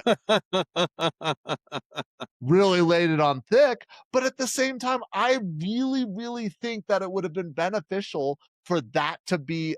I feel like that would have been a great moment to like show, no, everybody still has some story to tell. Everybody still has some character development to show. But with Yes. how they ended here, is like, I realize I'm gonna be a dad. Bye, guys. Like, I'll say this: it was better than what I initially remembered it being, but I still am like, it would have been so much better to see Sam Riegel snap, because it is one of the most powerful moments when you see the level of emotion that Sam is playing through Scanlan on screen and the level of emotion that the players are receiving. Ugh, it just was not the Yeah. same. Yeah, I'm really interested to know what the decision making was there. You know, why are we muting that? I think you're right. They probably were thinking that it's too much of a downer. They're probably thinking of the not inconsiderable part of the community who watched that episode of the live play and thought that was actually Sam actually leaving Yes. because he played it so perfectly. And it made so much sense for Scanlan as a character because he really is a little fuck. He's a little nothing. And he was nothing but quips. I think in the show, we've spent more time between him and Kaylee than just, I think we've seen more development of their relationship than I remember seeing in the live play to this point. My impression was that they were not good with each other until he left Vox Machina, until Yeah. he snapped and left to do. I do hope we get some Meat Man in the new season. Yes. I really hope we catch up with him as the Meat Man. But yeah, I'm with you. I think they had to change it somehow. Clearly. Yeah. They had to get it past the executives. They had to get it past the test audiences. And for a character that's trying to make positive changes in his life, that sort of snap may have really undermined Scanlan in this version of the story. But I'm with you. I miss it. And I don't know. I've listened to some podcasts and they've said, hey, it just doesn't make for good television to end on that note. Or they say, hey, they don't want to depict that level of just animosity in a party. And I mean, yes, it's a cartoon, but this is an adult show. This is not a children's show by any stretch of the imagination. And Yeah, even having toned down the violence from season 1. yeah, exactly. And I really think when you start treating the audience like they're dumb or like they can't handle it, that's where you actually, if you just need to tell the story as the story is. I'm not going to say Yeah. like, hey, get extra with it. I'm not saying go overboard with it. But when the second you start not trust your audience, I feel like that's where a lot of people lose their audience. I think that was an issue with Yeah. Game of Thrones. I don't think that Dave Yeah. and Dave trusted the Game of Thrones audience with what George R.R. Martin's vision was. I have not watched Stranger Things, but I've heard that they treat the last season of Stranger Things as if the audience is dumb and they just want. And yes, we're Americans. We're not known for being intellectual giants over here. But if there's anything that we are more than, we hate being treated dumb by Yeah, the media. Absolutely. And I also think if you're underestimating your audience, you're also constraining yourself too much. Yes.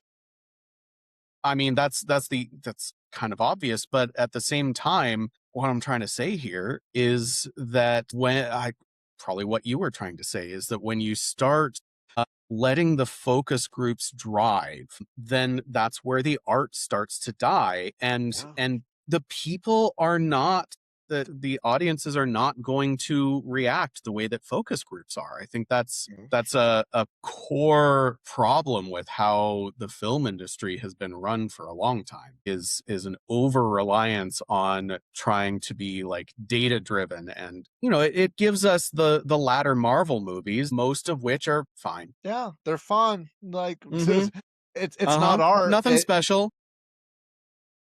It's dessert. It's not a meal. Exactly. Exactly. Unfortunately, I think that's some of what we're seeing here is that they are a little bit giving up on the art itself and letting it be subordinate to the producers, to the money people. Yeah. And I also do feel like there's not I'm willing to be proven wrong. Maybe tomorrow we're going to be coming back here and I will have egg on my face completely. But with the departure of Scanlan with the Bard's Lament, I don't see them being willing to take in somebody like Tarrington Darrington and it be like a meaningful difference. And maybe they're not planned. Maybe he's just going to be a cameo character, which that's just as much of a crime to me if he's only a cameo character because I love Terry. Uh-huh. Uh-huh. He is the perfect obnoxious character, and nobody could play that archetype like Sam Riegel. People say that Sam Riegel is Scanlan. Nope. Sam Riegel is Tarrington Darrington over here. Yes, absolutely. Doty, take this down. I really have been trying to not be so negative. Season 2 was just so good.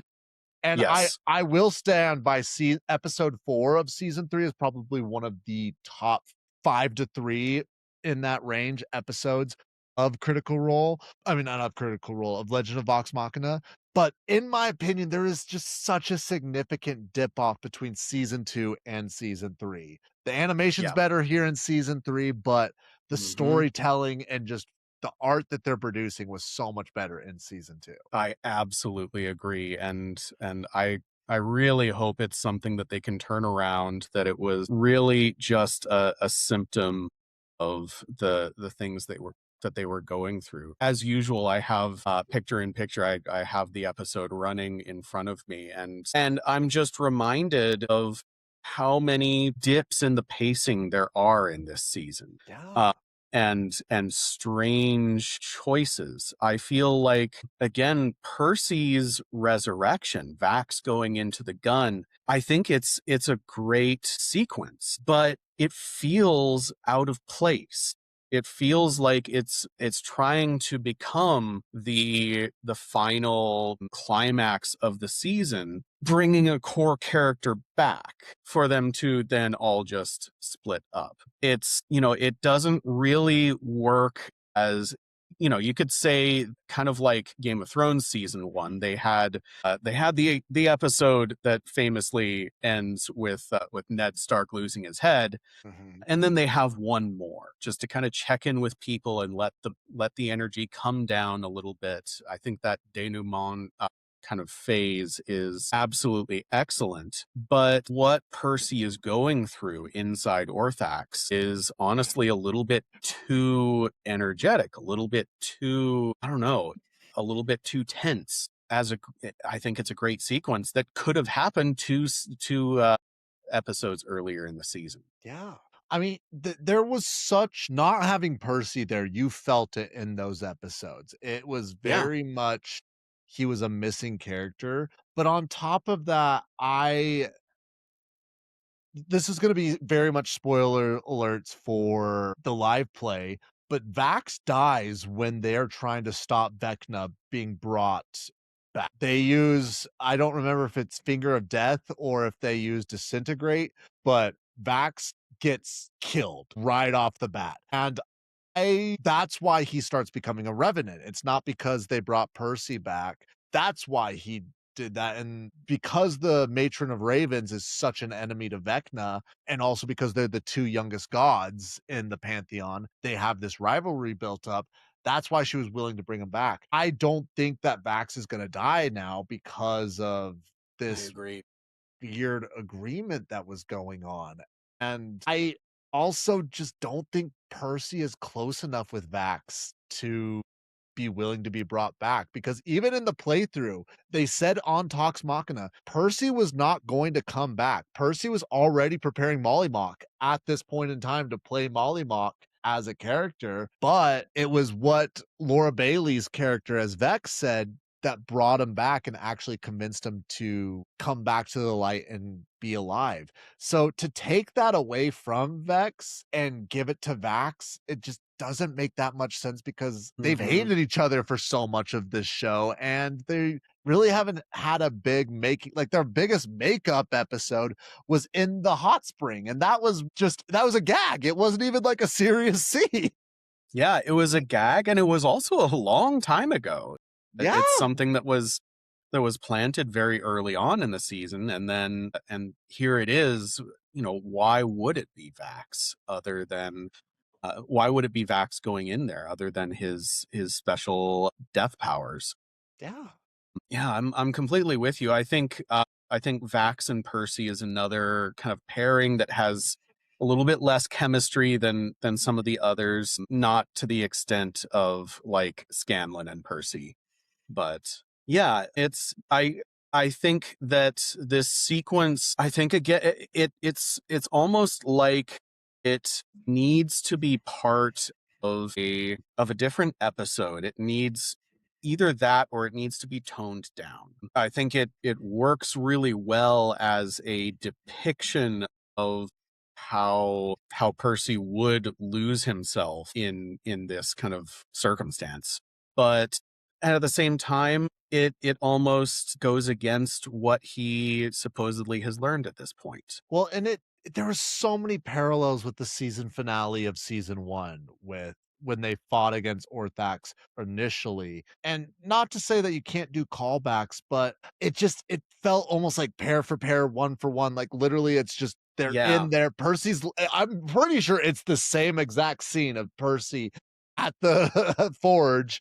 They're making some stuff, and I hate to say it, but it just felt lazy. It didn't feel original, it didn't feel creative, and it just made me wonder, like, why was this their focus over here? I'm not there. I'm not in the writing room. I don't know. Maybe in this next season, and we're gonna be like, what were we saying? We were like, this might be the greatest buildup, and we just don't even realize it. As of right now, of what the story that they're trying to portray in the moment, it just feels weak. And I don't know.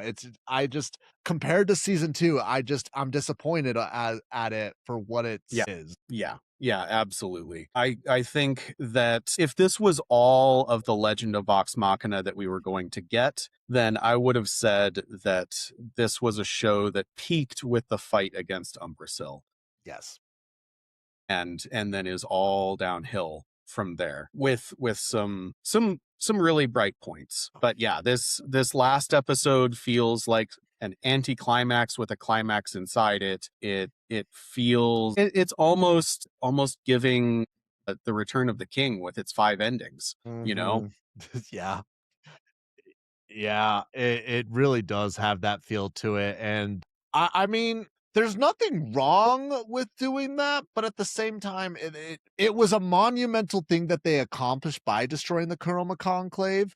But how do I say this without, I'm just going to say it messy. The whole message, especially with Grog's storyline, is that they're stronger together. And what do they take from this? That they need to separate. And I think it's just mixed messaging. And that's why the Bard's Lament was so impactful, because they had been getting that just nailed into their head over and over and over, that they can't do these things alone. They need each other. And the second that they lost Scanlan, they were all like, shit, we don't have a tent, that we don't have a mansion. We don't have somebody to deceive for us. We don't have somebody who can get any information they want. We don't have somebody who's going to be the funny one in the group. And also we're not going to get the funny moments of all the other players actively, like, not mocking, but like just giving Sam such a hard time, where they were just trying to be as devastating. One of my favorite moments in the playthrough is when Pike and Grog are drunk in the bar and Sam is right there, and they're just like, Grog, sometimes I talk to Scanlan through the earring and he doesn't respond. And they're like, we should try right now. Scanlan, we miss you. We want songs. And Sam's literally just laughing, but also like, oh, I feel like a piece of shit right now. Yeah. But Yeah, the Bard's Lament is I'm coming around. I really do feel like it's missing from the shape of the story. It's a big empty hole. I will be like, and I maybe you disagree on this with me, and I'm okay if you disagree, but I really think that if everything else was more solid around it, I think I would have been more happy. I mean, I would have been okay with it being missing. But the fact Sure. that everything was sort of unstable around it, they were clearly trying to juggle plates and make everything work. It felt like they were trying to get season 3 out so they can prepare for season 4. And that's just Mm-hmm. I hate it when people produce products like that because it just doesn't feel natural. It doesn't feel right. And especially because Thordak, to a lot of people, the Chroma Conclave was their favorite arc of Mm-hmm. Vox Machina, to say the least. Some people say it's their favorite arc in Critical Role, but Mm-hmm. Yeah. Well, and it does seem like they kind of let the calendar dictate what the art did. Seems like they were trying to get another season out in a year so that people didn't forget about the show. But I think that is a mistake that a lot of executive types make, and thinking that no, you have to keep releasing things or people will completely forget. That is not, even when executives are fully in control, that ends up not being what happens. I mean, how long did it take for Euphoria to get a last season out? How many years off did Stranger Things take? And people do come back. yeah. Even if in both of those cases the final product was a bit of a mess, people came back who wanted to see more of this, who wanted to see the ending to this story. And I think they could have taken their time and let season 3 take another year and tell the community, we're sorry, Lance Reddick died. We have these production problems, and it's going to take a long time for us to come up with something that's both true to what we created in the past, the stories that the fans love, what we want our brand to be now, etc. Yeah. I'm with you. It does feel like they were in a big ass rush, and they were trying to do the right thing, and they were trying to make a good product, and sometimes it really did work, but it's so inconsistent. Well, I'll even point, and I know that it's gone down in quality of late, but one show that is an animated show that was the top of the charts for a while, and it usually took 2 years or 3 years in between, was Rick and Morty. People Yeah. were excited for Rick and Morty to finally come out. There was only 12 episodes, 2 to 3 year gap, boom, it'd come back, people would love it. Mm-hmm. It died off around season 4, in my opinion, season 5, but it still has a cult following there.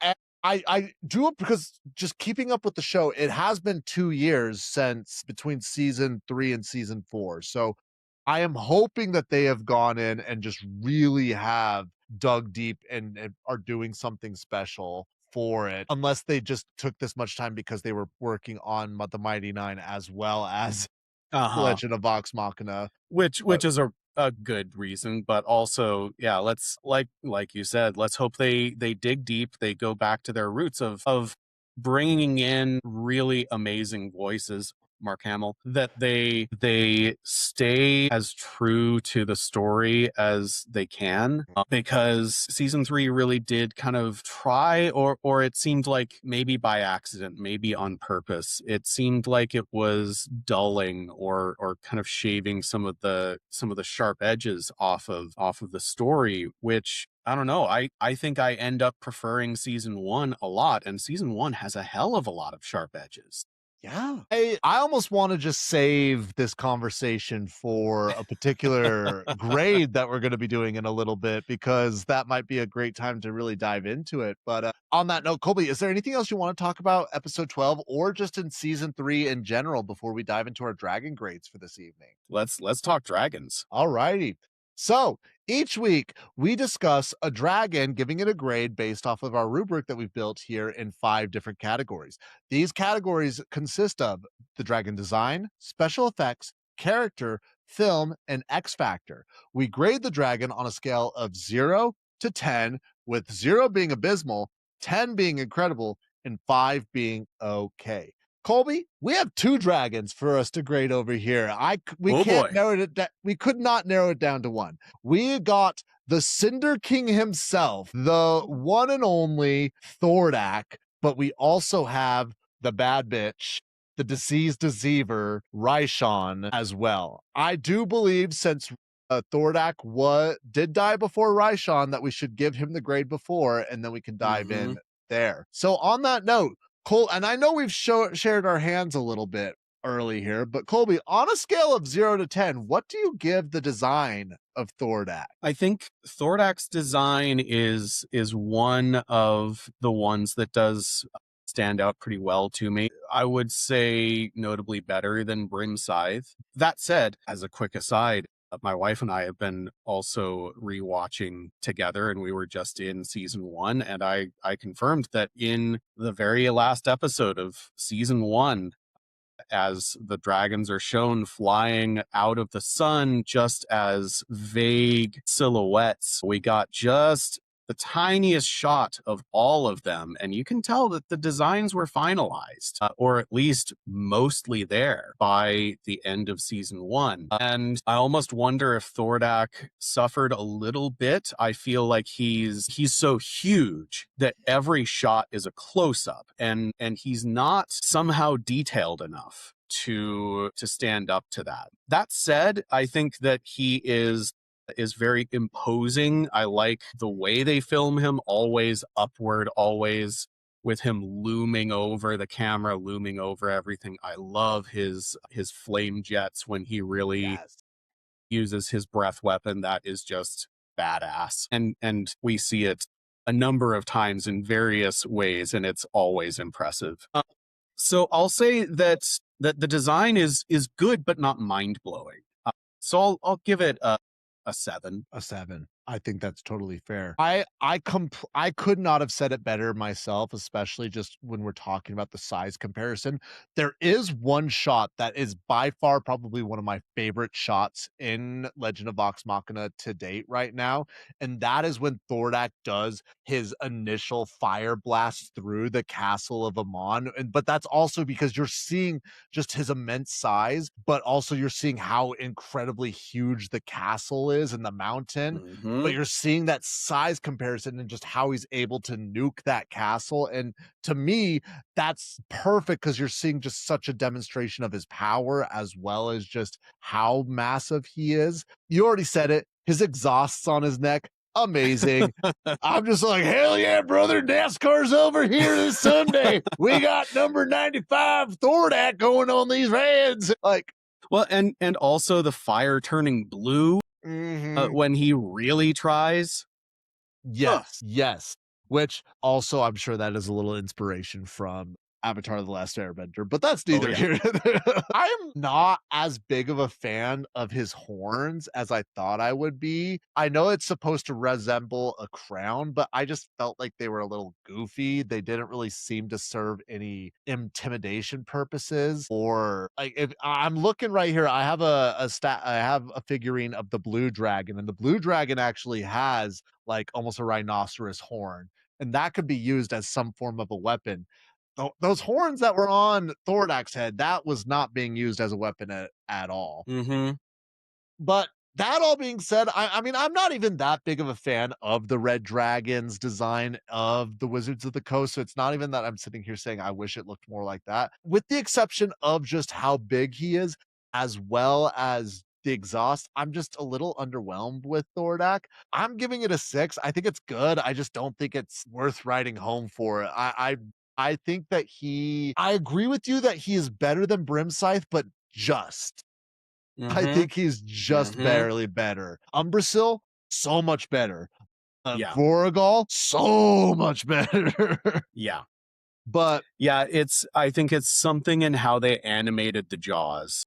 Yes. And his teeth. That weirded me out. Yeah, and his teeth are just weird and snaggly. I'm like, boy, get some braces over here. Like, well, that that was actually something I found super weird. Is his teeth they seemed small. They did not seem like Mhm. fangs. They looked almost like house cat teeth rather than anything else. And I was just really, each time it was a close up on his face, I'm like, what are you doing, bud? Like, Yeah. that's not scary. But maybe this relates more into this second portion, which is special effects. So, Colby, on a scale of 0 to 10, what do you give Thordak for special effects? Yeah, I think this is where, like with Brimscythe, I think this is where some limitations of the 3D CGI software they were using kind of show through. And I can be fine with a stylized CGI. I think to an extent the flatness of some of the textures kind of reminds me of the Clone Wars, but Yes. that's which is a style, and the Clone Wars is known for its really unique style. But it doesn't feel like it fits here. Legend of Vox Machina is all about being over the top and bright and loud and colorful and violent and gory, and then having what honestly to me looks like PlayStation 2 graphics dragons showing up. It's a disappointment.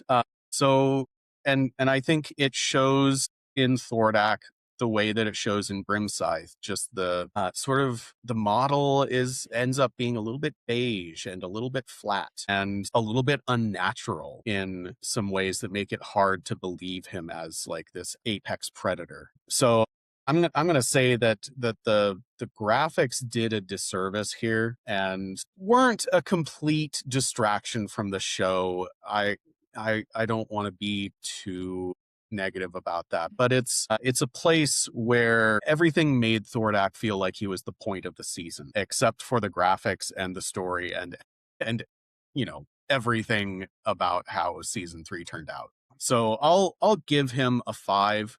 Okay. You read my mind there. I gave him a 5 as well. And the reason I'm giving him the 5 is, and I'm almost like starting from the bottom up of what you just said there. He is supposed to be the king of the Chroma Conclave. He's supposed to be the big bad boss. Like, I know Raishan is technically the big bad boss at the end, but we are being led to believe that he is the final boss. And he never was that spectacular with his animation. I feel like there's the exhaust on his neck were a great touch, and I think that they could have just really, I would have loved if they would have just added a glow underneath all of his scales, almost like there was like each time that like you could almost see his heartbeat coming from that crystal, and that would just have a fire ambulance in.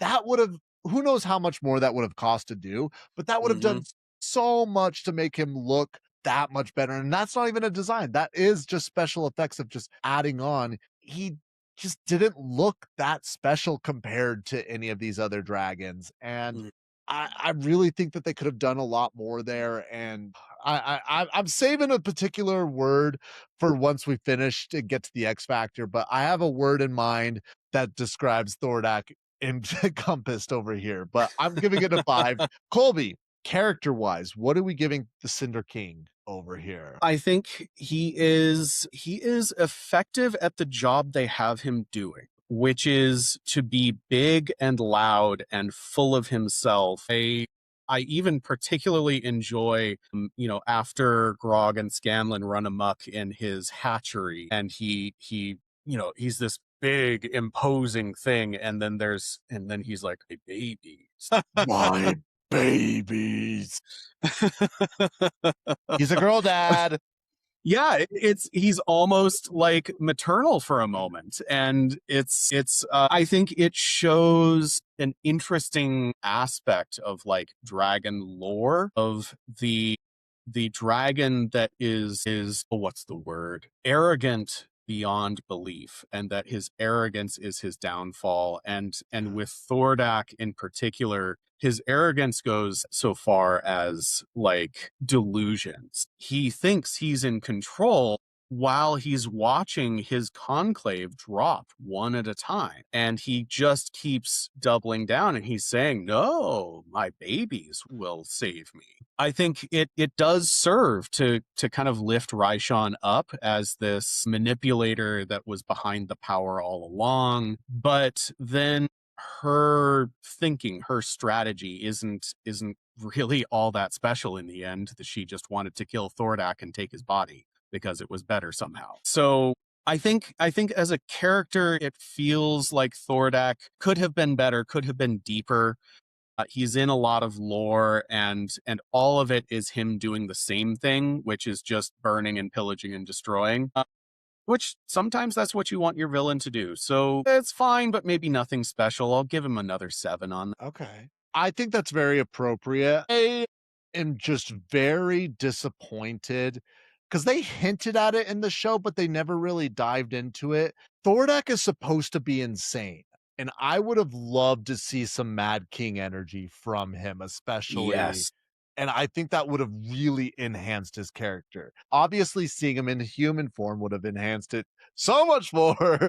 But I really think if we just would have seen him, and obviously there's not a mother to it, so you could even use the excuse that his mind is like low key in each one of his children, and it could be that could be even driving him insane and driving him more crazy than he is at that point. I just really think that they had an opportunity to lean into that and make it so, because they were leaning into the idea that he was a mad king, but then it was like, oh no, he does have a master plan. He has an army of mini Thordaks that he's going to send out, so he's not as crazy, but he is still a little bit crazy, but he's not really crazy. Just full send it, make him crazy, make him be. Yeah.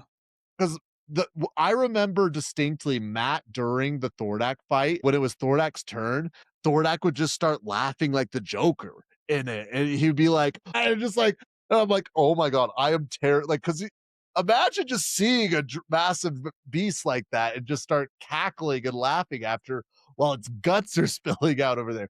That'd be terrifying. So I don't think they do anything necessarily bad with this character. It's just they could have done more. And for me, that's the disappointing part. So I'm giving it a 6, where I think it's good, but they could have done so much more. Now, Colby, before we move on, I do want to ask, do you want to just save our film scores for after we grade Raishan, and then we can just give the same scores there since it is in the same section? Sure. All right. Well, then let's go ahead and skip on to the X Factor for Thordak. Colby, as far as X Factor goes, what would you give Thordak on a scale of 0 to 10? How unique of a dragon is he? I think that Thordak is an attempt at uniqueness that maybe doesn't hit perfectly. And there are so many reasons why that happened. You know, you can only do so much with recycled lines from season 2. And like you were saying, if we had gotten Lance Reddick's performance of a cackling, maniacal Thordak, I think this could have come together so much better. But at the end of the day, they, I think, lean a little bit too much on some familiar tropes. You know, he's special somehow. He's got the gem in his chest that has this backstory that gives him additional power. He's way bigger than all the others. The amazing scene where he breathes fire straight through the mountain, straight through the keep of Iman, you know, that is such a classic callback to a lot of anime. But all of the things that we're saying, like, here is a dragon but more, we're saying that, but it didn't end up having any one thing that I've never seen before somewhere else. And somehow the parts do not come together into a more cohesive whole like you really want to see. So X Factor, good. Like, I think this is a villain that DMs could learn from. That you know, you could take cues from this and you can wow your players. But for this show, I think there really could have been a lot more done here. So give him a 6. Okay. No, I think that's fair. I will give him points straight. I know it's in the design, but it's also just so unique. I have to give him points for the exhausts on his neck. Like, that is just very unique. But at the same time, I almost feel like Red Dragons is the most basic dragon that you could possibly come up with. Red dragons, black dragons, and possibly green dragons, I think, are the 3 most common color dragons you see in any sort of medium You could maybe make the argument for a white dragon, but I definitely see that, say, red dragon is that most common. So Hmm. I will acknowledge that that's just already hurting him, that color palette wise, he is just so basic there. Yeah. And I desperately wanted him to be more. I really wanted him to be so much more distinct, and I wish we would have gotten more of those shots to show his size comparison. Like, yes, we did see him next to the other dragons, and we could see those size comparisons, but when you see the mini on the map versus the others, it's like Raishan's not even half the size of Hmm. Thordak there. And I really wanted to have a scene where it just felt like you were looking at some sort of titan. It was not even a dragon. It was not even a monster. This is almost an unearthly creature, and they just never captured that. And Yeah. so, based off of all that, I do think that I will give it credit for those exhausts because I've never seen that, and I don't think I'm really gonna ever Hmm. see that. But other than that, it's sort of just down the middle of the road. I think it's okay. I think it's a 5. I think Hmm. it's a 5. But we don't have a final score for Thordak because of that film score, so we're gonna be jumping over to Raishan, the deceased deceiver. Now, Colby, I'm really curious here. What do you give Raishan for design on a scale of 0 to 10? I think that this is a step up. I think she's not my favorite, Mhm. but I like her snakiness. Her long neck with that long frill is very unique and intimidating and creepy in a way where the other dragons are mostly impressive and powerful and terrifying. So I think that is good design. I have wondered if the depiction of the disease was enough to fully communicate it. You know, a little bit of black gunk on one side of her face doesn't to me communicate that this is her core motivation, getting rid of this corruption and this disease. And we don't learn how important that is to her until this final season, until we learn that the Ashari gave her this corruption that will eventually kill her. I think that that could have been more clear.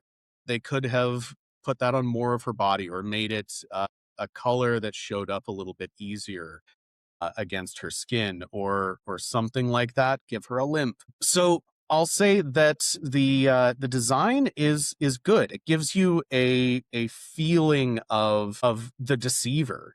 She's snaky. The poison breath is less terrifying than the others, but still to be reckoned with. Yeah. And given that she is kind of shown as the deceiver, as you know, being the most dangerous because she's willing to use all of these other dragons as opposed to dominating them like all of the rest want to. So I think design wise effective, not perfect. Give it a another 7 here. Okay. I'm not gonna lie, the first time I saw her, like, frills that were on the side of her head, I was not a big fan of it, and it looked a little odd. I do think that green is a perfect green, especially for a poison dragon, Yes. and I also do just have to give her credit for her human form that she has.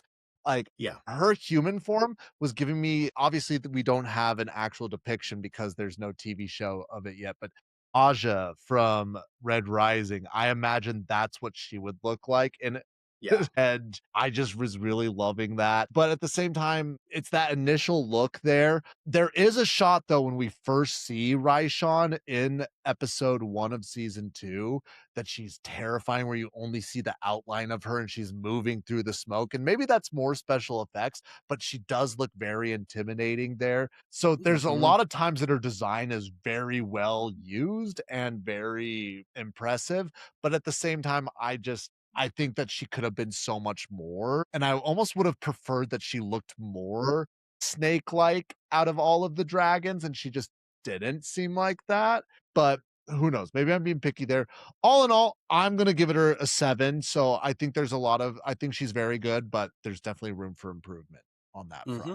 But special effects, Colby, what are we giving Raishan on a scale of 0 to 10 for special effects. I think that with the possible exception of Umbrasyl, I think that Raishan is the best served by the special effects that they have on hand. I think just comparing the breath weapons of all of the dragons, I think for me, Umbrasyl is the most terrifying, disgusting, horrific.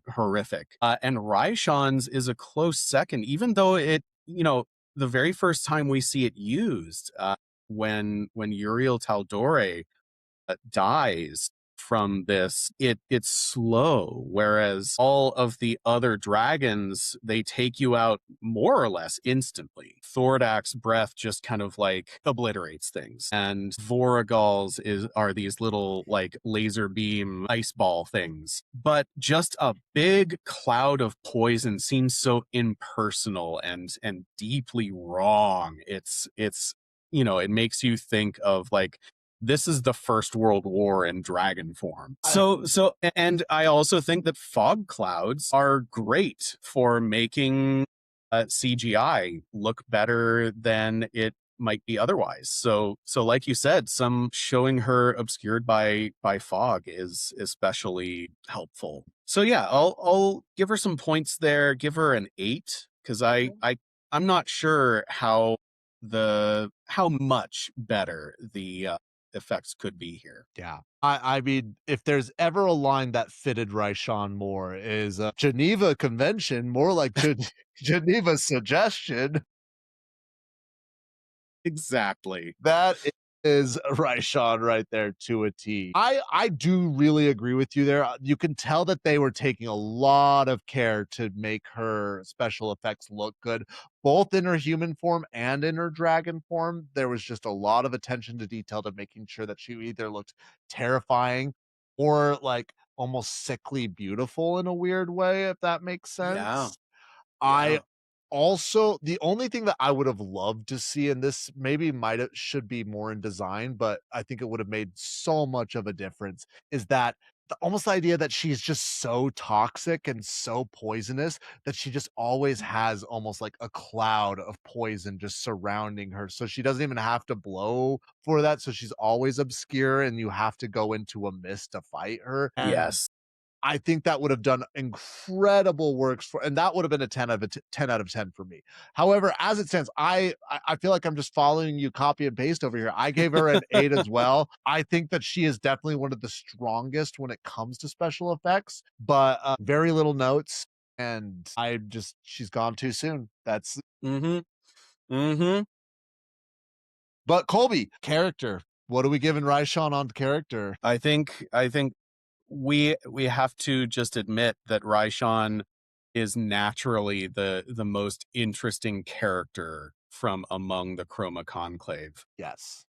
She is the most complex. She right up until the end. She is the one that we wonder if we can trust. We're pretty sure we can't, but she keeps being helpful, which is really always a fun and tense place to play around with.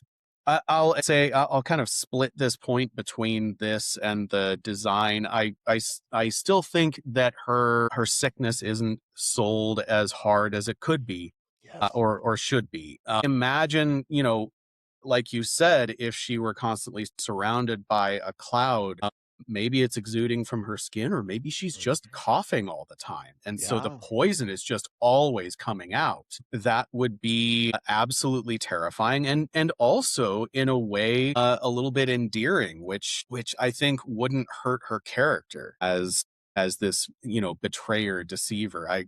I think that the show telegraphed that she was a bad guy all along, very clearly throughout. And I think I could be happier if Raishan were a little bit more sympathetic throughout the show, so that we really were wondering if she was an actual ally. So yeah, I'll say that, definitely major points comparing to other dragons in other media. Raishan is not the sort of dragon that you see a lot in media. this ultimate ancient deceiver that knows every trick in the book. I think she's only losing points because they seem to forget who she is in the last couple episodes. So story, I'll give her an 8, Well, I think or character. No, I think that's great. And I will just echo because I think it would have done so much, almost how they made Anna Ripley a little bit sympathetic. Yeah. I would have loved it even if we just had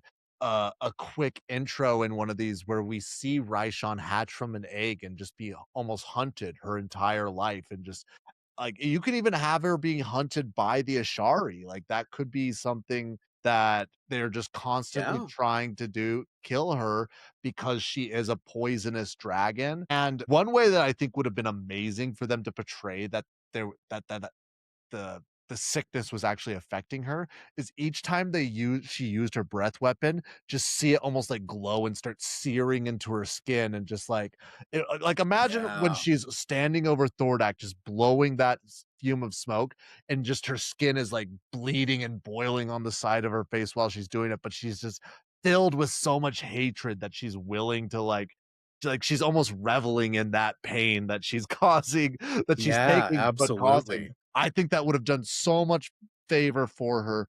But like I said last time, I love an honest liar. Like, my favorite villain is somebody who will tell you the truth, but will leave out details. There is something just so amazing about that, so satisfying about that. And Raishan is really just that. The only big thing that I will take credit away from her is her double crossing Vox Machina in episode 8. Like, it just didn't make any sense to me. It didn't really feel like it was right, but I'm willing to overlook that. I'm giving it a 9. I think she's superb. She is my favorite villain there. I think they could have done a lot of things to make her better, but all in all, I think she is superb. Absolutely. Now, Colby, we are at film finally here. Mm-hmm. What do we give the film score for Legend of Vox Machina season 3? We finished the show, and what do we give it as a whole over here? As a season as a whole, I heard somebody somewhere talk about, there's a big difference between good movies with issues and bad movies with moments. And unfortunately, I don't want to call this season bad. It's not unwatchable. It's certainly entertaining. But the energy and the pacing is so off so often. There are several episodes that feel like they are out of order, that feel jarring in the natural progression of a story. And looking at Raishan and Thordak together, they kind of are the problem. Their interactions are kind of where we get these issues. Beating Thordak so early is it feels strange every time I watch this season. And Raishan tipping her cards. So I think that I'll say that the season was good for continuing the story, keeping things going, keeping us entertained. I'm certainly not writing this show off by any means, but I think that it's really, really unfortunate how it all came together, and it's got to lose some major points. So I'll give it a 5. I'll say it's fine overall. Yeah. If you're a fan, you're gonna watch it probably multiple times. If not, you're probably gonna watch it once and think that was weird, and maybe watch season 4 when it comes out. I Yeah, and I do like it's one of those things where I've really tried to set myself in a non-critical role's shoes, and I really wonder what a fan who hasn't seen the playthrough would think of this season. But at the same time, I was just so disappointed with it throughout. The story just felt like it was all over the place. The only time I was truly satisfied was in episode 4 with when they went to the Nine Hells. And that's the only episode there was not a single dragon in that episode to begin with. So it's sad that that's the case, but that's just the truth there.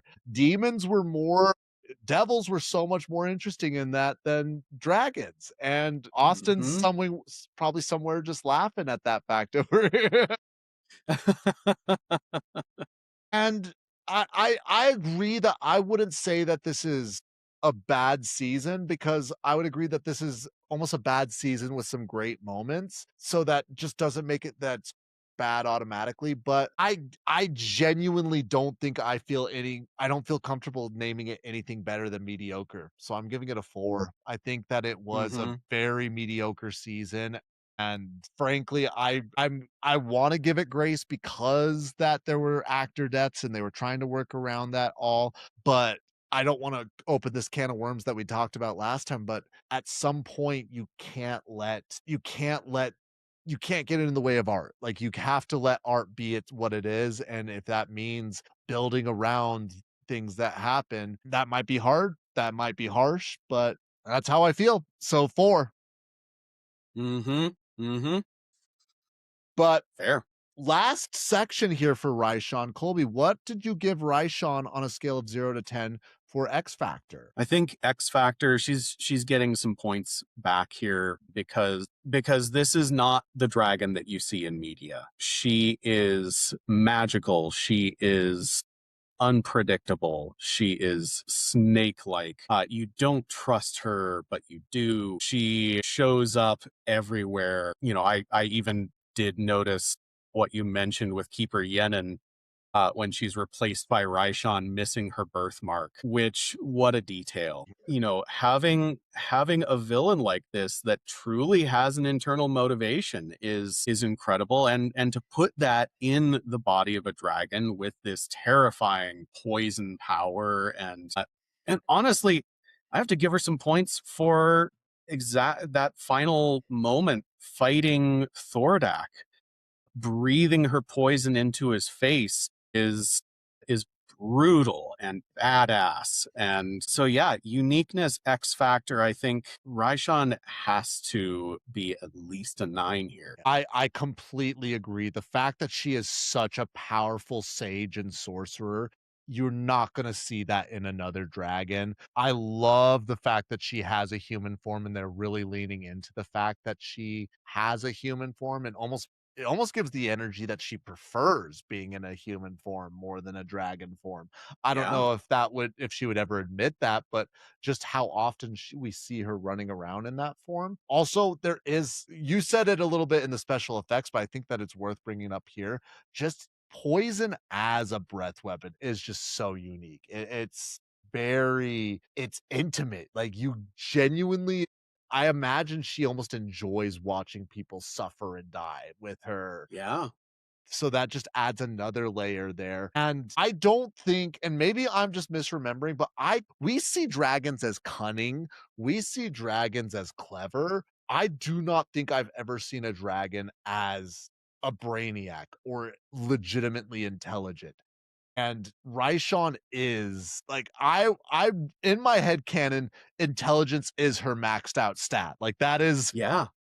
and Yeah. there's something amazing about that fact that that is her weapon is her mind just as much as it is her physical imposingness to other people. And you can almost make the argument that she's trying to kill off all the other bigger dragons so that she is the alpha predator in physicalness, so that her mind and her body can be just there. And this is just head canon I've developed over here.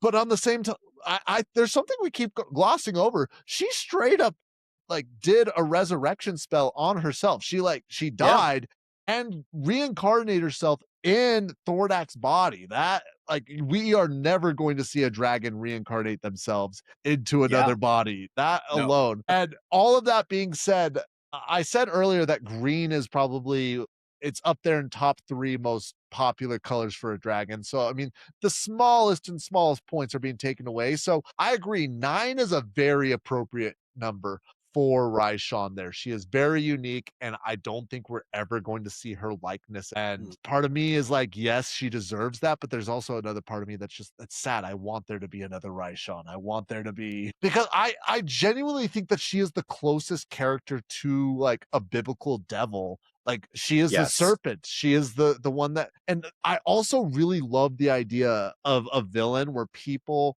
think that they can, it's almost like crypto. She is a physical representation of cryptocurrency.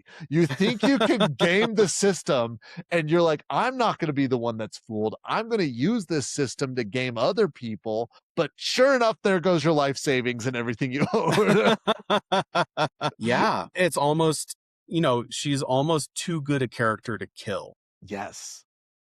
If this were a longer running series like Psych or something, a lighter like procedural, you could see Raishan as that like repeated villain that keeps coming back to be a thorn in the main character's sides, kind of like what they did with Ripley. Yes. So funny you mentioned that. At the end, in the campaign wrap up, they asked Matt, like, hey, what would have happened if we had been late, or that she completed that ritual?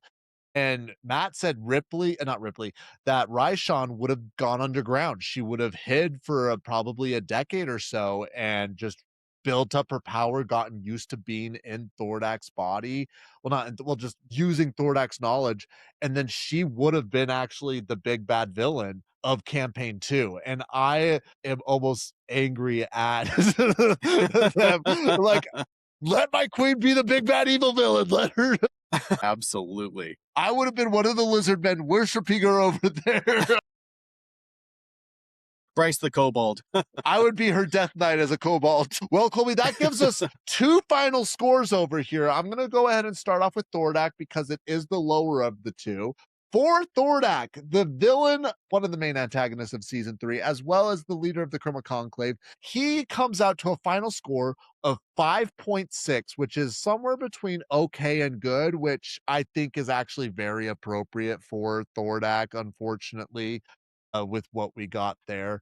I would have loved it to be more, but that's just what it is. But my queen, my goat, who the one I will follow to hell and back, Raishan, the deceased deceiver, she comes out to be a 7.4, which is between very good and great, which I almost feel is a little low for her, but maybe, yeah. The film score is what's bringing her down, because I'm looking over here. She has 3 9s, she has 3 8s, she has 2 7s, and then she has a 5 and a 4. So yeah, and it really comes down to out of character decisions. Same shit they did to Tyrion at the end of Game of Thrones. Unfortunately so. Well, Colby, I could spend all night talking to you about this. However, we do need to end the show because it is Christmas. We have an amazing show that we're going to be watching tomorrow, live streaming here on YouTube. Well, not on YouTube, because I do not want to be copyright struck and banned over here. But we're going to be reacting, and you will see some of our reactions of the show. But in the meantime, Colby, where can they find you? Over on YouTube at Rock Paper Science. There we go. Go give him a follow. Go give him a like. Go watch his stream of Delta Green. In the meantime, be sure to like, share, subscribe, comment below. Share it with your mom. Share it with your dad. Share it with a toxic female that's very manipulative and has a little bit of green persona. Like, we all like them. We all love it there. Go find yourself one, boys. You know you like it. But in the meantime, peace.